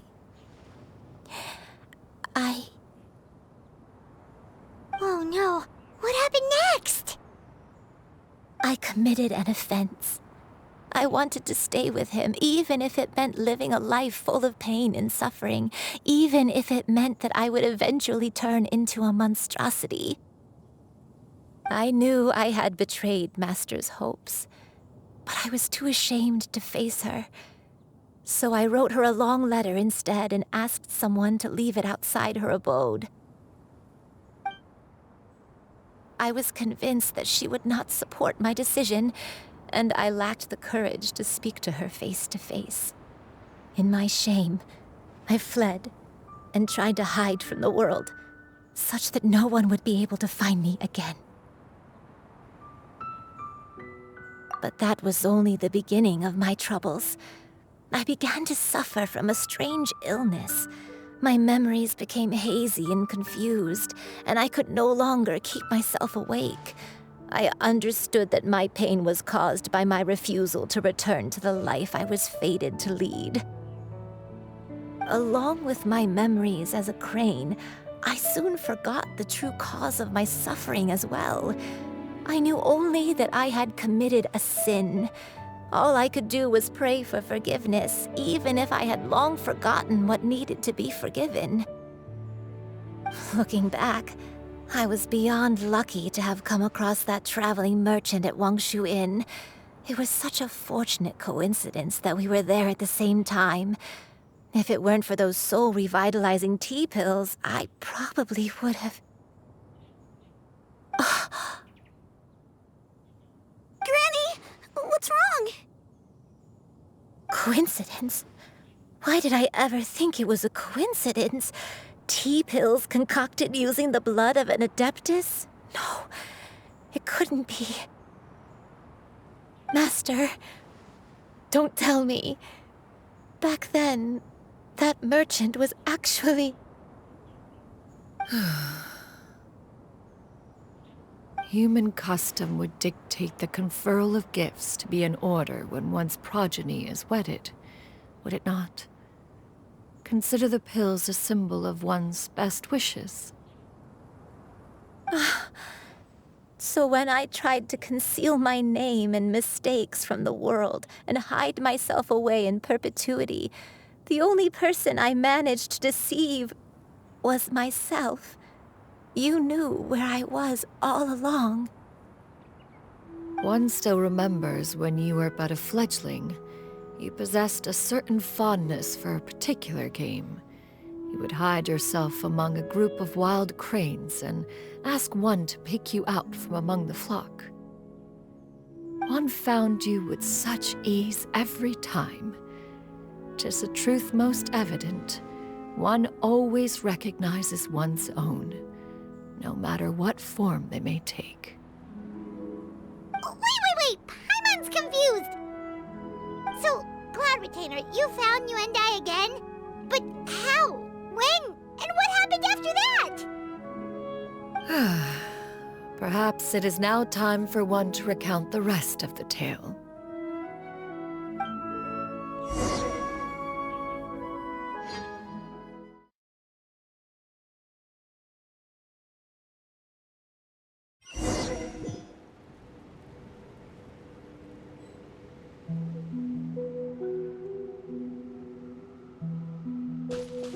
One was furious upon receiving your letter. Seized with anger, one set out to bring you to your senses.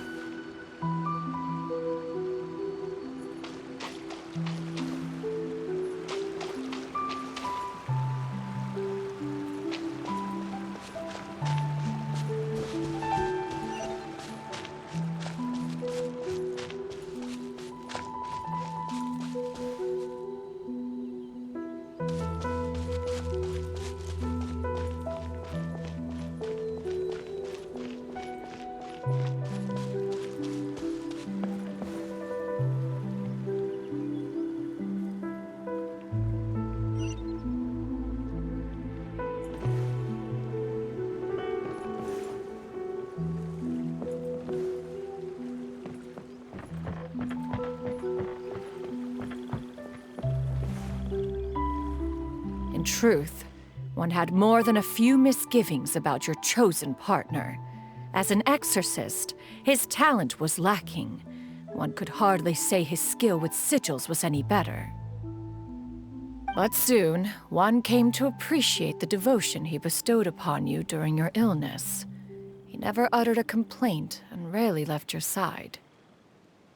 Unwilling to begrudge someone of such character, one decided to overlook his aforementioned deficiencies, glaring though they may have been.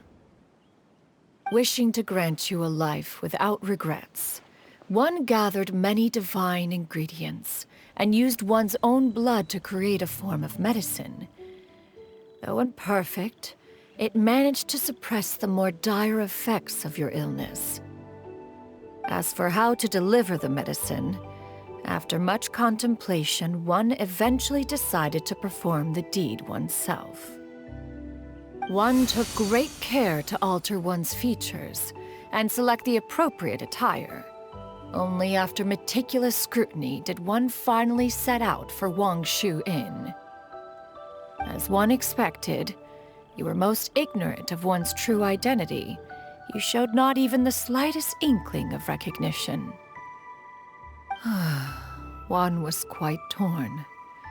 Should one have celebrated the success of one's disguise, or mourn the loss of your acquaintance?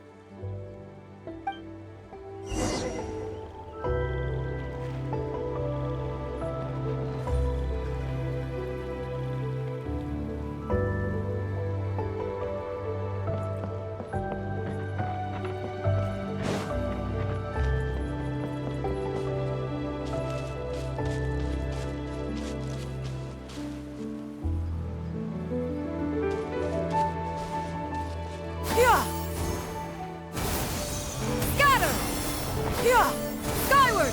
Scatter!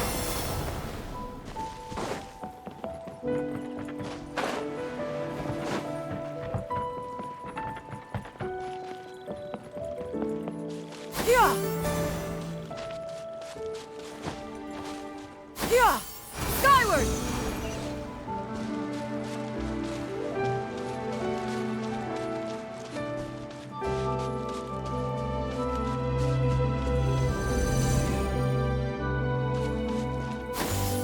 Skyward! Scatter!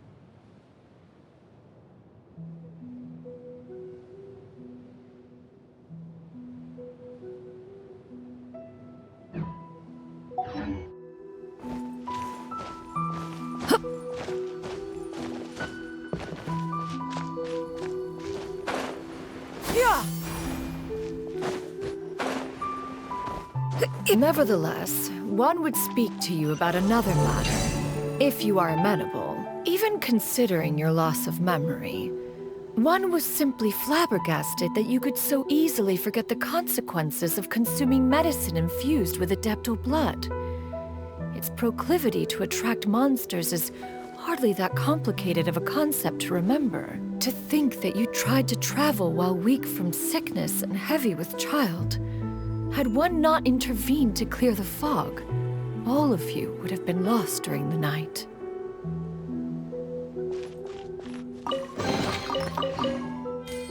Yeah! Skyward!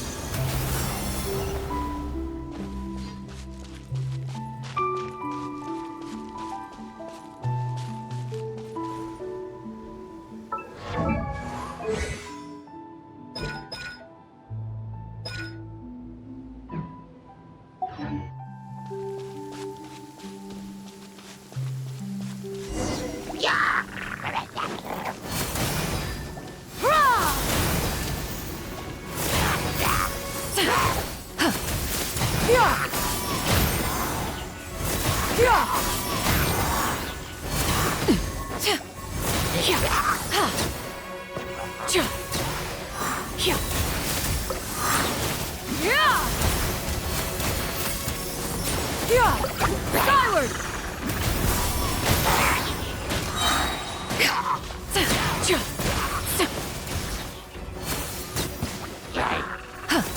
Seize the skies! Skyward! Scatter!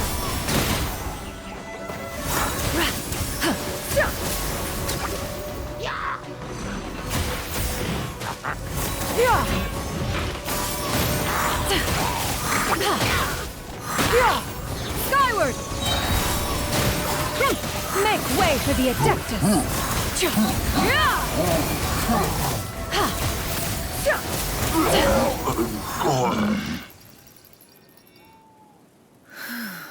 Those monsters would hardly have pursued you with such ferocity without sufficient incentive. They were likely incited by the presence of godly remains. Said godly remains, in turn, were likely drawn to the trace of one scent on your body. One was, after all, an active participant in the Archon War. Some of the gods were likely shattered by contraptions of one's very making. In the end, one was relieved to see you endure through the night. At the break of dawn, one heard an infant's cry pierce through the air, and one saw you carefully cradle the child to your chest. Although certain mortal matters remain foreign to me, one could not help but be moved by your joy. To see you happy, that was more than enough.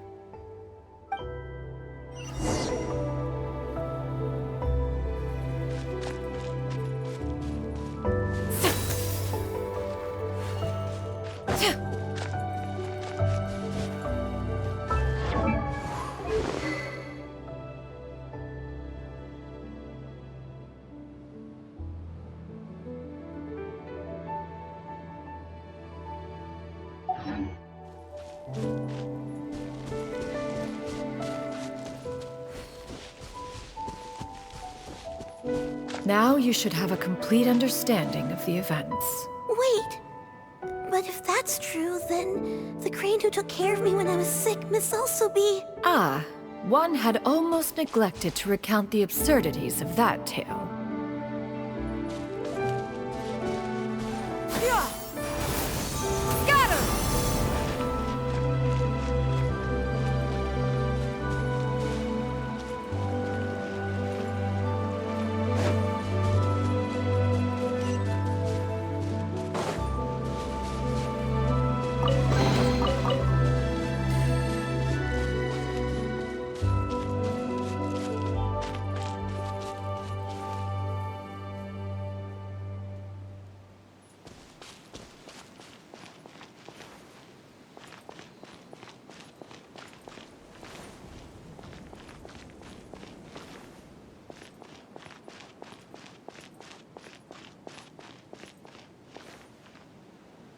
Just as Yuendai troubled one with her antics, so did you give one many a headache. Upon finding you burning with fever, one made plans to bring you back to one's abode for treatment. However, upon seeing one's form, you began to cry, refusing to get on one's back. When one asked you why, apparently you believed that one could not possibly be a true Adeptus, because all illuminated cranes are white from tip to toe. One had no choice but to apply powder to one's body to conceal the variegated nature of one's appearance. You became more than amenable enough when one stood before you devoid of any other coloring. It bears mentioning, however, that as a crane, Yuendai was nearly entirely pure white in color. Though you had never encountered her in that form, you still recognize the essence of her being. Perhaps fate brought you two together in more ways than one.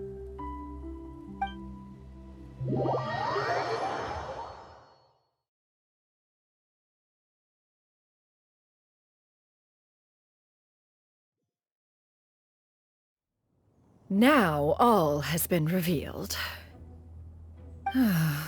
One owes you an apology, Yuandai.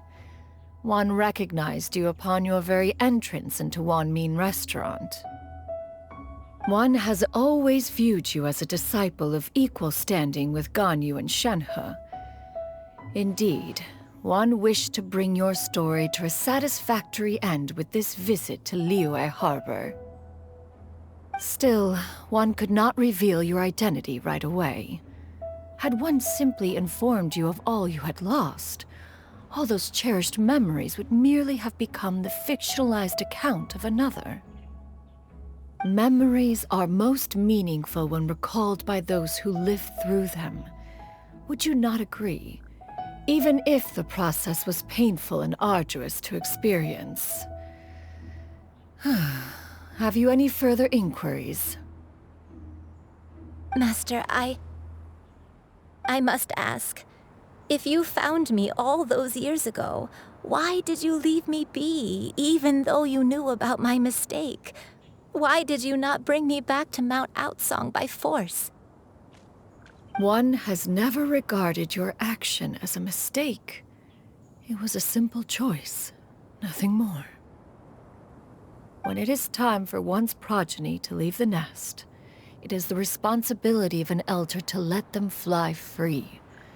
Yet, when your wings grow weary and the night grows dark, just know that you always have a place to which to return. 'Tis a refuge referred to by many a name in mortal writing. Home, nest, haven. Whatever its denomination may be, its essence remains quite unchanged. One speaks, of course, of a place not unlike one's own abode. One's disciples are free to come and go as they wish, yet the door remains forever open to those who wish to return. One rather hopes you count yourself among them. Thank you. Thank you so much. You and I.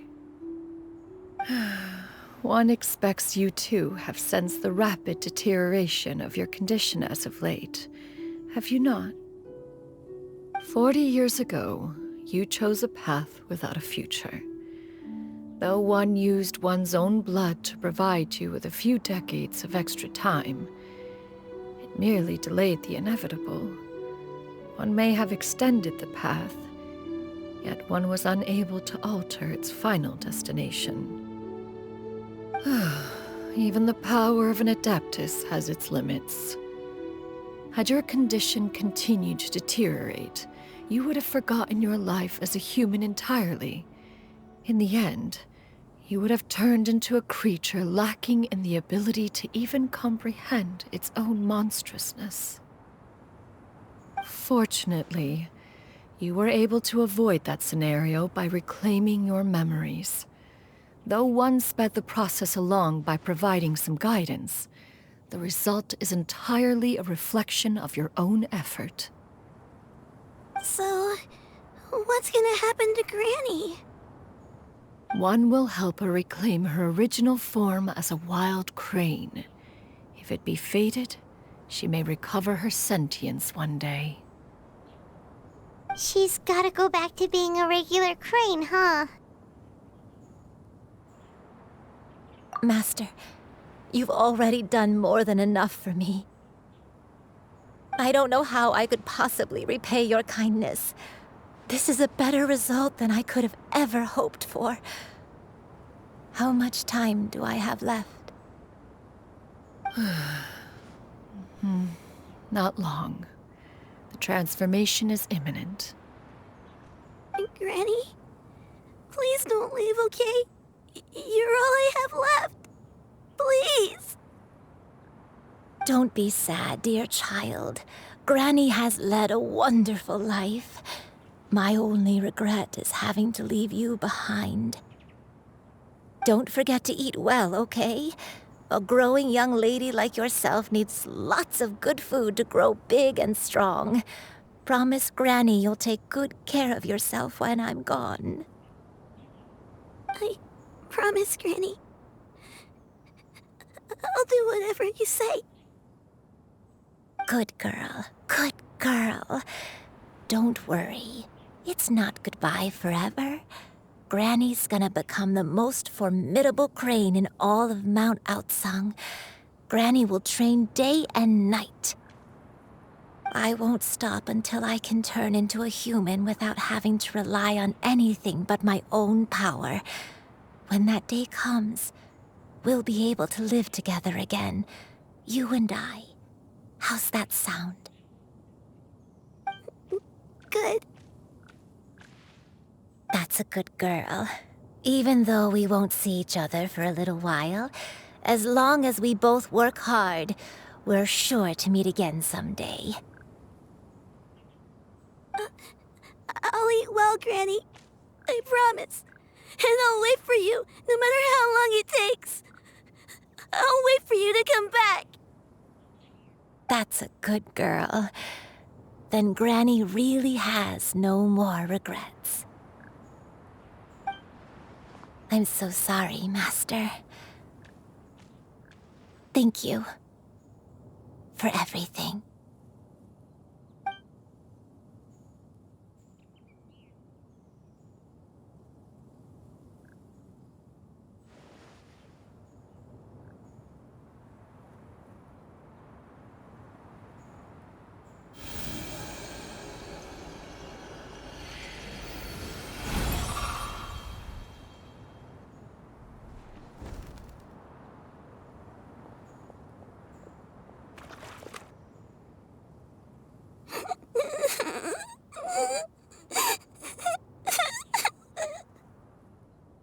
Xianyun.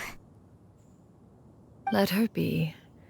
At her age, crying is a natural, if not fitting, response to such an event. Tears are a necessary part of maturation. Sometimes there is scarcely a better vehicle to wash away the toll of stress and misery. Now that the issue has been resolved, you should also take a moment to relax. Give yourself some time to rest. Take a nap if you must. One will wake you in due time.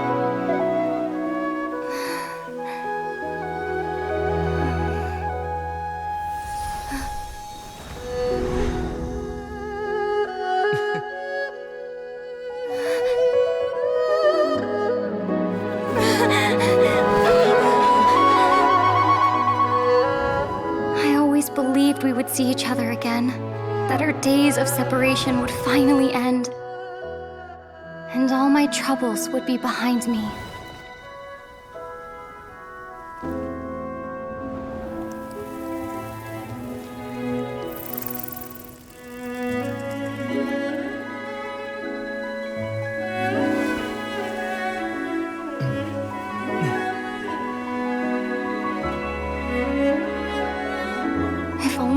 Could stay this way forever.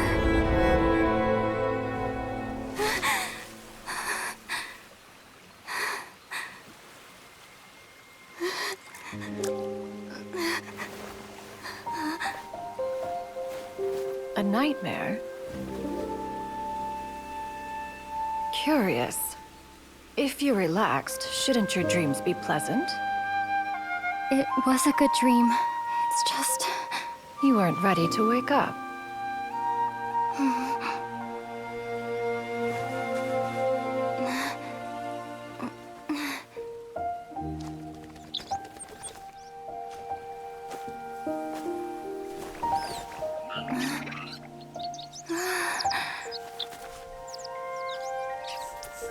Eloquent as one may be, words of comfort are not one's strong suit.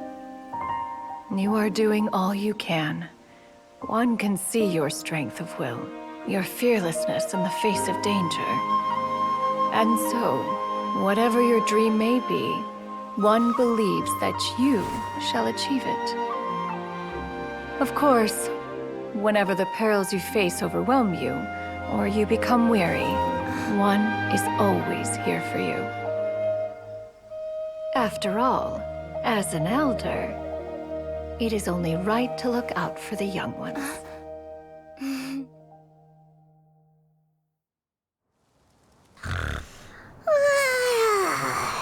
Grilled chicken drumsticks. Huh?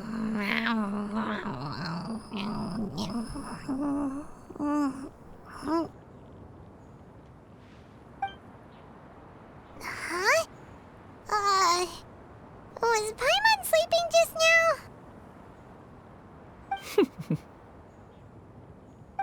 Oh, Paimon wasn't talking to you. Paimon had a dream about eating grilled chicken drumsticks, that's all. Madam Adeptus? Oh, Xianyun, you're awake. How do you feel? I feel a little better. Thanks. I know I'll see Granny again someday, so I don't feel so sad anymore. Madam Adeptus, could I ask you something? Would you take me in as a disciple? Oh, and have you reasons for this sudden interest? I know Granny thought what she did back then was wrong. She felt really bad about it. But without that mistake, I would have never been born. Even though Granny lost her memories, she never forgot to show me how much she loved me. So, I thought maybe one day I could become a cool Adeptus like you and help a whole bunch of people, just like Granny wanted to do. Upon some reflection, one supposes you are no mere mortal. The fact that Yuendai's blood flows through your veins is proof enough of that. If this is what you desire, one shall make it so. Thank you so much, Madam Adeptus. No, I mean... Master. Xianyun, are you sure about this? Paimon's gonna let you in on a little secret. We've seen Cloud Retainer's 2 other disciples, and they pretty much eat nothing but bitter herbs like Xianyun and violet grass. If you join them, you'll never enjoy Wanmin Restaurant's delicious cooking ever again. How utterly preposterous. One has never enforced such a rule. Every individual must find their own path to enlightenment. So long as one retains a pureness of spirit, one's dietary proclivities are quite irrelevant. Well, you say that, but Paimon's not seeing any tasty treats up here now, is she?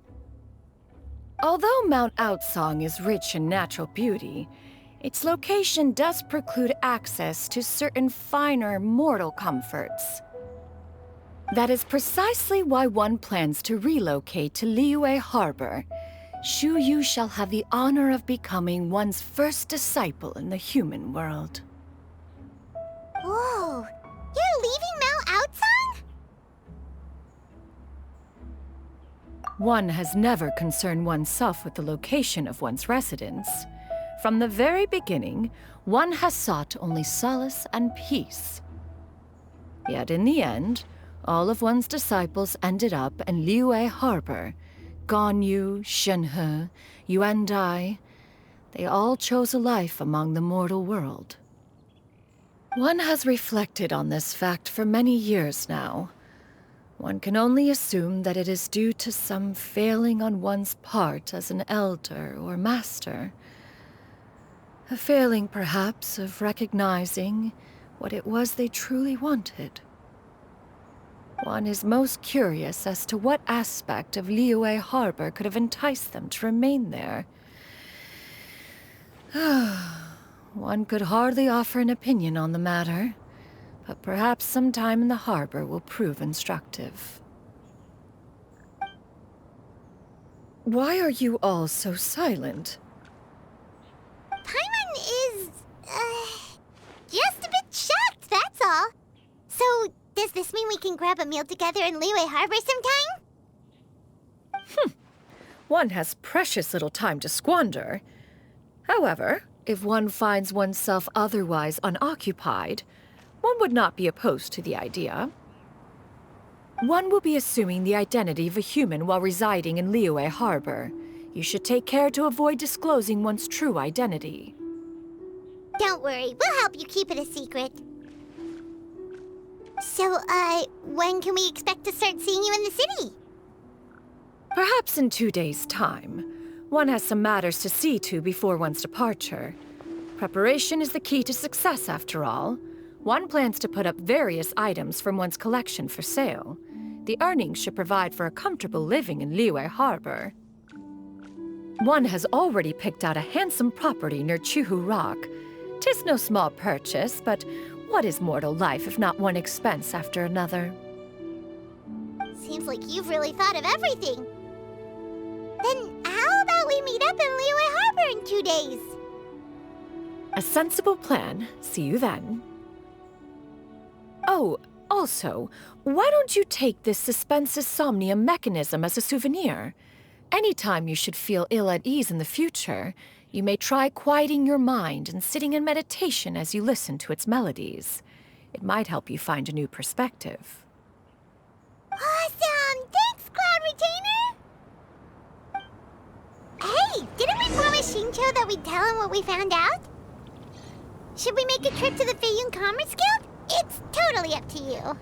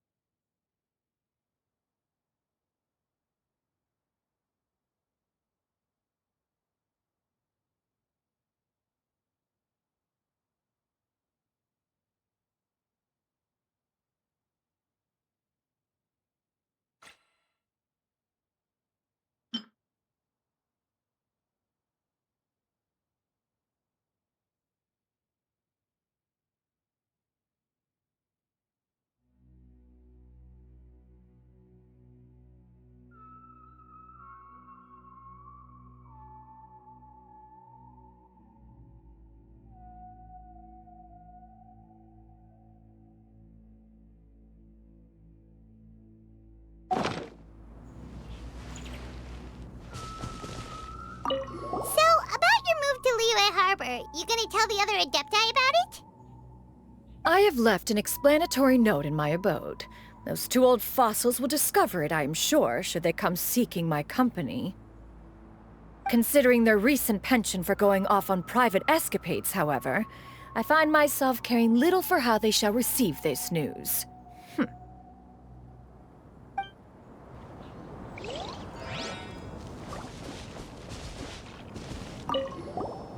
By the way, Xianyun, we have a friend who helped us learn a lot of information about your granny.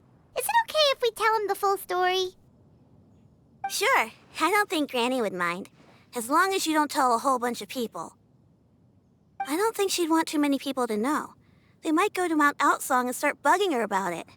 Granny needs to focus on her training, you know? But telling a friend or two is probably fine. No worries, our friend can keep a secret.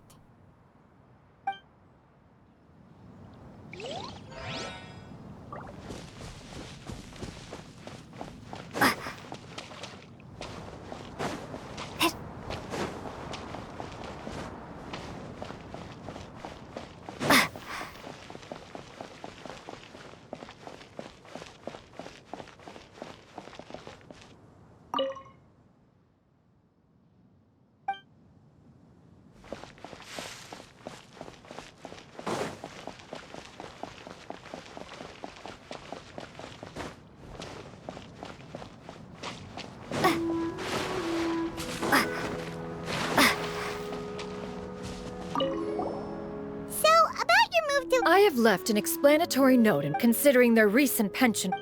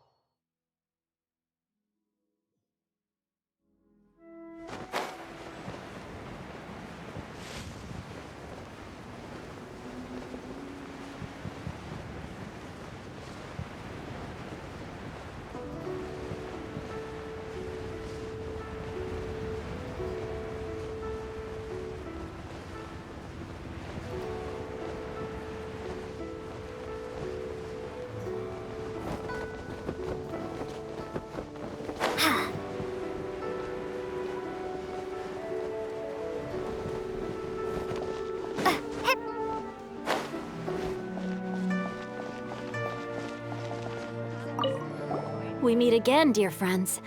How did everything go? Great! And it's all thanks to you! Ah, I see.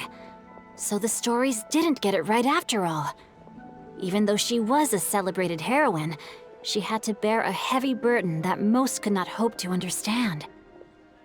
Thank goodness for the help of that Adeptus. At least she was able to recover what she had lost. Although I cannot claim to know exactly how their story will unfold from here, I trust the ending will be a happy one.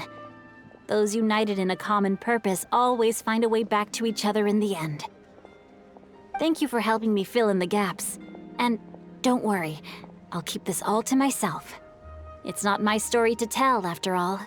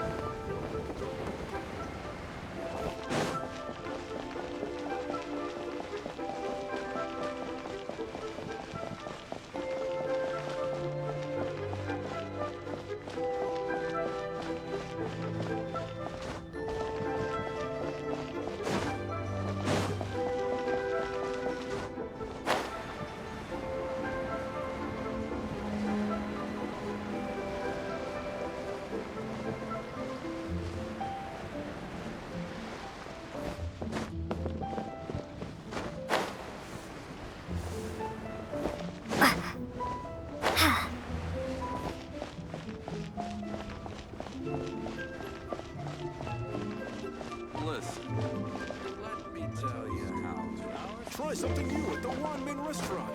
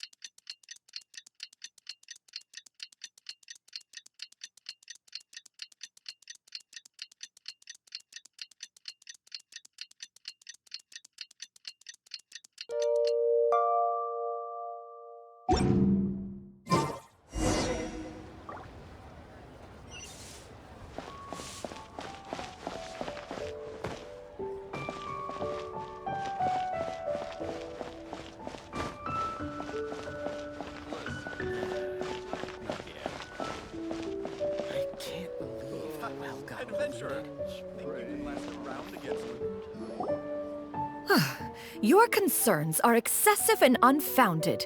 This is but a simple collection of ordinary valuables. Such intense scrutiny is hardly necessary. To be quite honest, your insistence on that fact is my primary cause for concern. In what way are any of these ordinary? Every single item here could be worth more than everything I own combined. I simply can't risk shelling out that kind of mora without proper scrutiny. If I'm wrong, I would never be able to earn it back, not even if I worked every single day for the rest of my life. I have to be careful. Yes, you can never be too careful. We're here, Miss Xianyun. What are you guys arguing about? Ah, perfect timing. This ignoramus is questioning the authenticity of my wares. I'll have you know, these items have remained untouched in my personal collection for several hundred years. To question their legitimacy is pure folly. Several hundred years? Indeed. They're family heirlooms, you see, passed down over many generations, as families are wont to do. Yep, they've definitely been around a while. We can vouch for her on that one. Hear that? Had I not found myself in need of mora, I would scarcely have had the heart to part with them. Indeed, you should consider it an honor to even have the opportunity to behold them with your own eyes. Doubt their authenticity any further, and I may just decide to take them to another buyer. Whoa! Please don't go! I apologize for any insult, miss. You see, I know full well that I lack the knowledge to judge the true worth of these items. If you could wait but a moment, I've hired an expert to appraise them for me. He should be here shortly. An expert, you say? Very well. I will wait for a little while longer, then. Traveler, Paimon, this is my new residence. If you have cause to seek my company in the future, this is where you can find me. Master! Oh, it's you two again. Hello. Xianyun! You got a new outfit! It looks great on you. Mm-hmm. Master made it for me. I like it too. Huh? You know how to make clothes? Do I know how to make clothes? With the support of the proper mechanism, sewing is hardly a challenge. Master, I brought in most of my stuff. There's a few boxes left, but they're kind of heavy, so I just left them outside. Fret not. I shall help you move them into your room. Actually, I should probably sort through my stuff a bit first. Everything's kind of messy right now, so maybe you could, not look yet, Master? Yeah, that'd be great. It appears my young apprentice has her own fair share of secrets. No matter. Do what you must, child. Now, this expert you mentioned, when can we expect their arrival? Soon. Ah, there he is! Here, allow me to make some introductions. This is Mr. Zhongli, a well-respected consultant at Wangshang Funeral Parlor and an expert in all manner of valuables and antiques. Mr. Zhongli, this is Miss Xianyun. She's the one who's looking to sell the collection of valuables I mentioned earlier.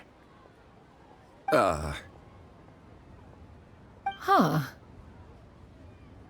Ah, if it isn't Miss Xianyun. It has been quite some time since our last meeting. What a serendipitous reunion. Indeed, most serendipitous. Have you been faring well as of late, Mr. Zhongli? Quite well, thank you. I was fortunate enough over the past few days to enjoy both a stroll in the mountains and a fresh brew of tea from the most recent harvest. The experiences left me with such insight and peace. Huh. So you two are already acquainted? Indeed. How fortunate we are that fate has brought us together again. If you are otherwise unaware, allow me to inform you that Miss Xianyun is a well-regarded collector and appraiser.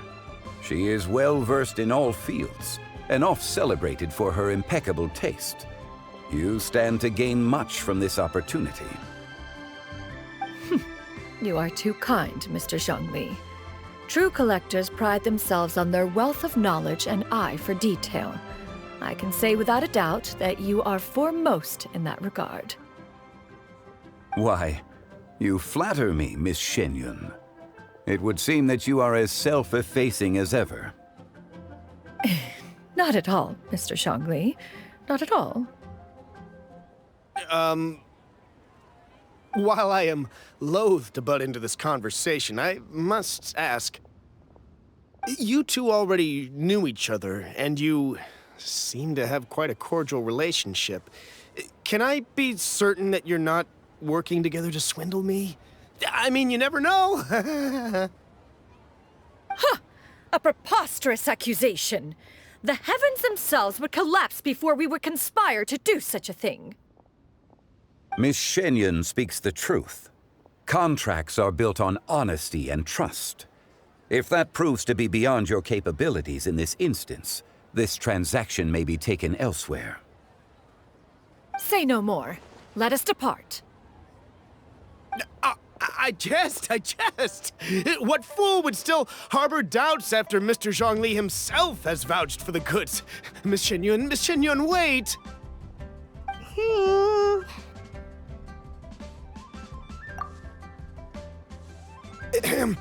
I deeply apologize for doubting you. So, Mr. Zhongli, could you please give me a final verdict on the value of these items? There is no cause for concern. They are indeed rare and precious valuables. Take this mechanism, for instance.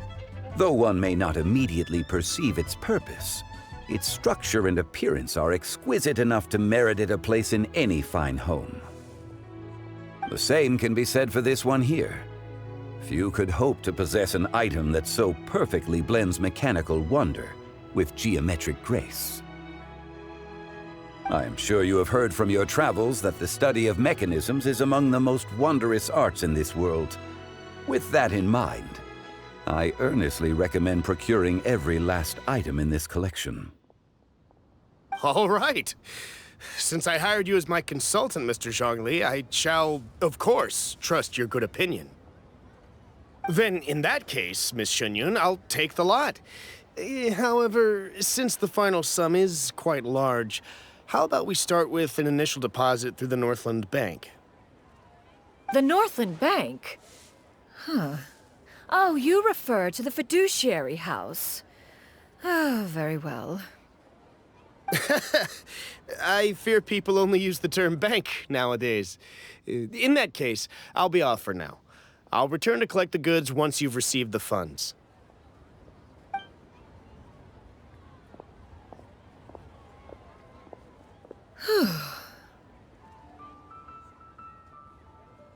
Zhongli! My friends, have you been doing well? We've been great! How about you? Paimon didn't know you were such a busy consultant! My days have been quite pleasant as well. I had been quietly enjoying a cup of tea when Mr. Xiaozu requested my services. As for you, Miss Xianyun, I presume you must be looking to settle in the city? I must say, the name Xianyun sounds exceedingly strange coming from you. Perhaps you could dispense of that particular epithet in further conversation. Whatever for. Am I not addressing you as a friend should? Well, that is true, but... Alas, refer to me however you will. After all, a name exists such that others may address you with it. One is hardly ignorant of that fact. It would seem that you have gained many valuable insights over the years, Cloud Retainer. One has indeed. One's previous stays were all brief. Now that one has made up one's mind to move and settle, one has gained a much better appreciation of the hubbub and commotion of the city, as well as the people's hard work and ardor. This city is much changed from how it was more than 1,000 years ago. Not unlike the ocean tides, so too shall the movement of people ebb and flow. From turmoil to peace, enlightenment to aspiration. Human society possesses limitless potential. In another 1,000 years, the scene we witness here may change in ways that are impossible for either of us to imagine. Alright, that's enough reflection for one day. No need to get all sentimental on us. You make a valid point, Paimon. Now that the sale has concluded, what say one plays the host as we try some specialty dishes together? One must profess great interest in trying bamboo shoot soup. Perhaps you have forgotten, Cloud Retainer, but I once tried my hand at that dish. You were at the table on that occasion, so logic dictates that you should have already tried it. Oh? What occasion was this? It was a reunion between friends several centuries ago. Alas, you must have been too preoccupied to secure yourself a portion. Or perhaps our other companions simply availed themselves of faster reflexes on that occasion. Huh! Hardly. 'Twas most certainly out of consideration for the others in attendance. In but a moment, one will show you what it means to have a true deftness of hand. It is settled then. Bamboo shoot soup, mora meat, crab roe tofu, triple-layered consommé. We shall enjoy the lot. One has already passed word to Xianyun and Ganyu to make a reservation. It is prime time for them to meet one's newest disciple. Is that agreeable to everyone? It should be a most splendid occasion. Xianyun, come now, it is time to dine. Ah, this gentleman over here is Mr. Zhang Li. He is, A humble employee of Wangsheng Funeral Parlor. Pleased to make your acquaintance. Nice to meet you too, Mr. Zhengli. That should be everyone, right? Let's go! Sounds good. Actually, Master, have you ever tried Adeptus' temptation? I heard it's impossible to stop eating after even just one bite. You know, 'cause it's super tempting and stuff. Is that true? That sounds rather implausible. Although with the right preparation, certain dishes can be too delicious to resist. Huh? Why are you all walking so fast? Hey, wait for Paimon! Hey, wait up!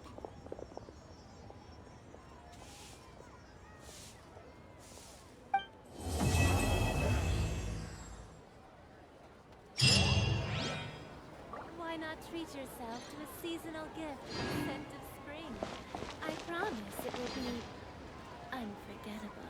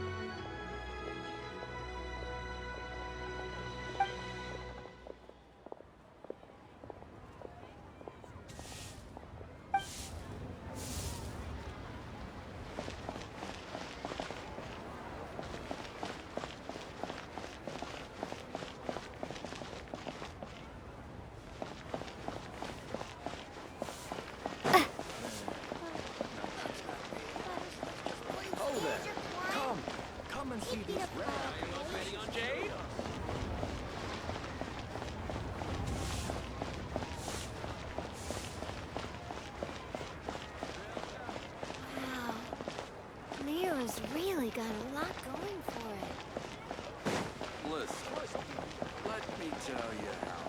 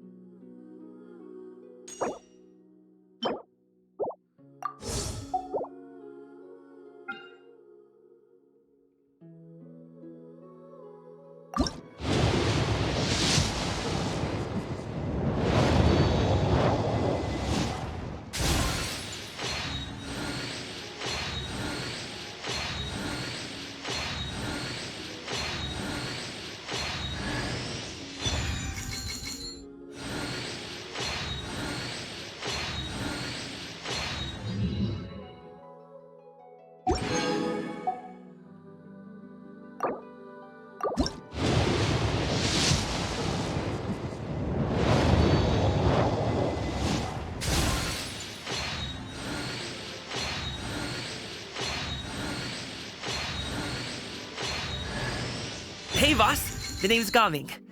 I'm a guard from the communications office. So, all this needs shipping, right? No. You grab a seat and have some tea. I'll get these packed up for you, no problem. It'll only take me a minute, then we can get the delivery scheduled. Oh, and if you ever want to book a wushu dance, me and my crew are available in a heartbeat. The troupe's called the Mighty Mythical Beasts, and I'm the head. Not to brag or anything.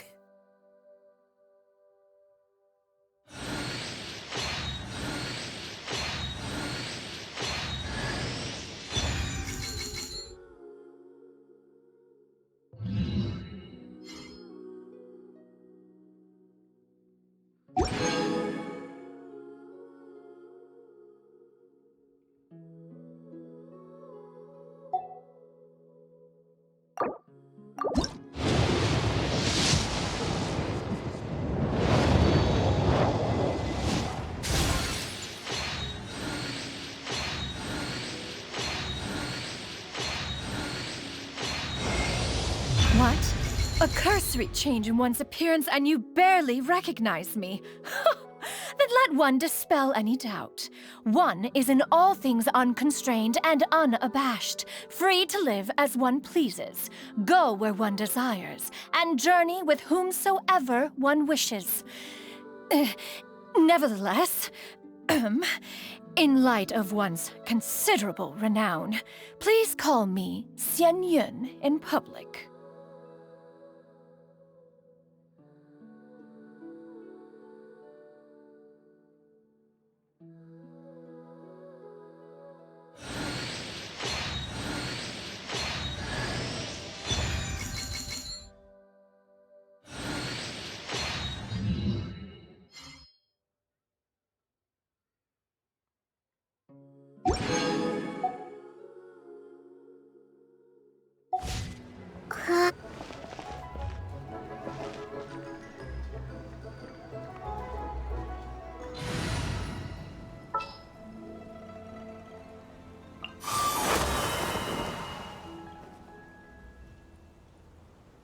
I trust you have packed ample foodstuffs?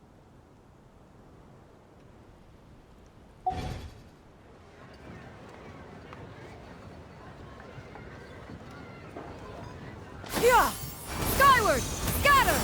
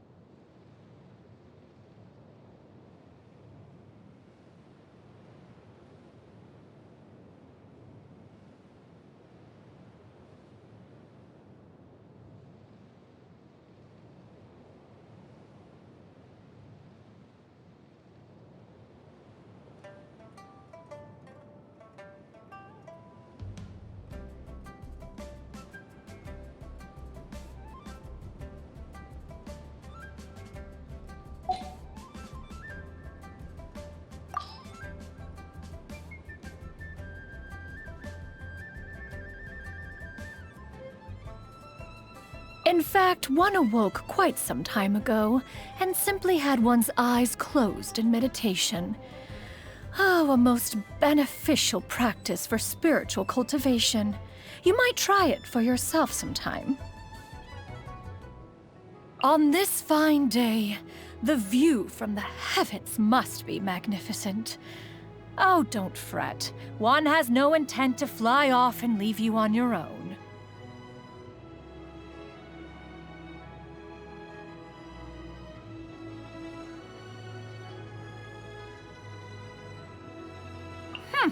Spare me that look. Is it not your turn to prepare luncheon today? Oh, what a soothing wind. Shall one attach some Adepti sigils to your person, so that you may join me for a flight in the firmament? You wish to attend the night market together? One shall engage in no such fool's errand. Whatever novelty or knick-knack you desire, one can simply make for you. In this era of fair winds and gentle rains, one needs not marshal the winds to deliver the rain clouds. Ugh, what a dreadful racket! One is still wide awake. But you look dead on your feet. Go on, off to bed with you. That mechanical bird of mine is only a prototype. One had aspirations for a much larger model, hollow inside so that it could unfurl into a vehicle with which to embark on sightseeing journeys with one's old friends. The challenges of powering and operating such a device, however, proved somewhat insurmountable. After all, it required pitch control, the ability to change form, not to mention the safety features. If only Guizhong were still here. She, no doubt, would offer many baffling but ingenious solutions to this conundrum.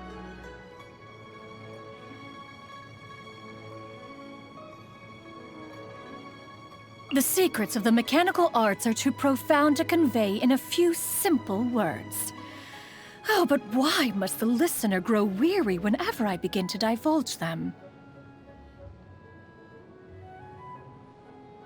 When idle and in need of diversion, basking in the winds that travel through the mountains always calms the mind. When idle and in need of diversion, basking in the winds that travel through the mountains always calms the mind. You wish to know more about one's past? One doubts there would be much worth sharing. It's all ancient history by now. One is more interested to hear about your travels to the far-flung corners of the world. What forms do the gods and immortals of other nations take? Are there any of them as amenable to conversation as oneself? Let us brew some tea, and then you can tell me all about it. An Adeptus devotes themselves to spiritual cultivation, to which end the delicacies of the mortal realm are not necessary. When one eats such things, it is not for nourishment, but to enjoy the flavor. So, if you prepare a dish and it does not taste exquisite even to yourself, you may spare yourself the courtesy of offering to share it with me. In fact, you might find you are better off leaving the cooking to me to begin with. One supreme cuisine machine has been lying idle as of late. You are welcome to borrow it. The flavor is secondary. What matters is that you felt the inclination to cook for me at all. I commend your consideration.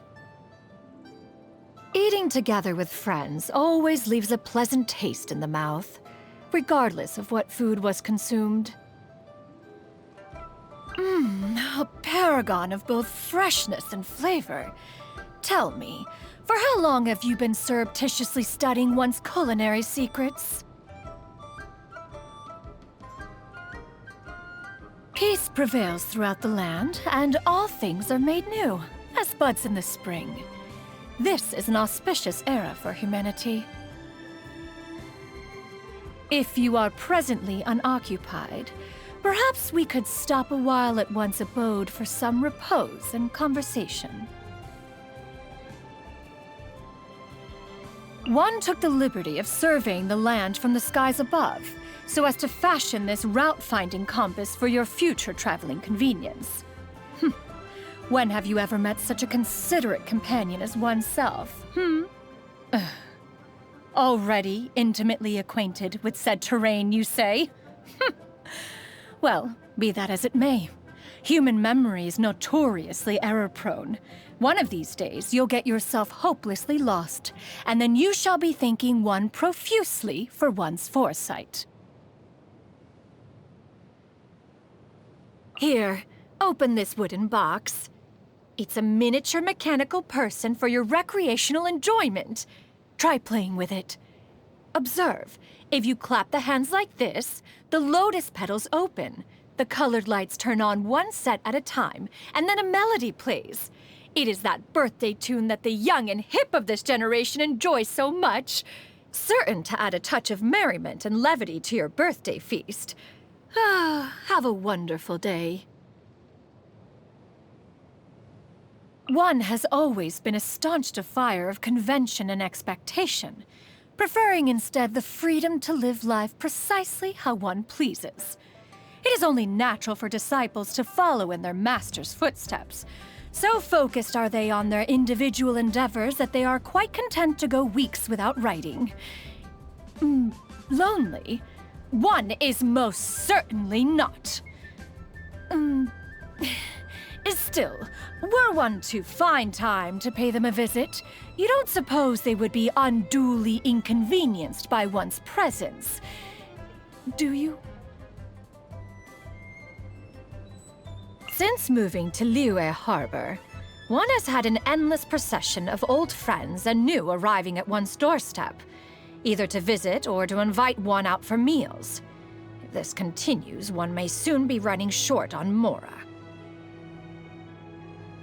Mount Aotsang is an ideal place for spiritual cultivation. It possesses natural beauty beyond compare, and the pure, unalloyed essence of nature flows strong all around. Once upon a time, many curious birds and beasts would gather and watch as one meditated. And very soon the peace and tranquility would be replaced by a chaotic chorus of chirping and screeching. And yet, one never found it offended the ear.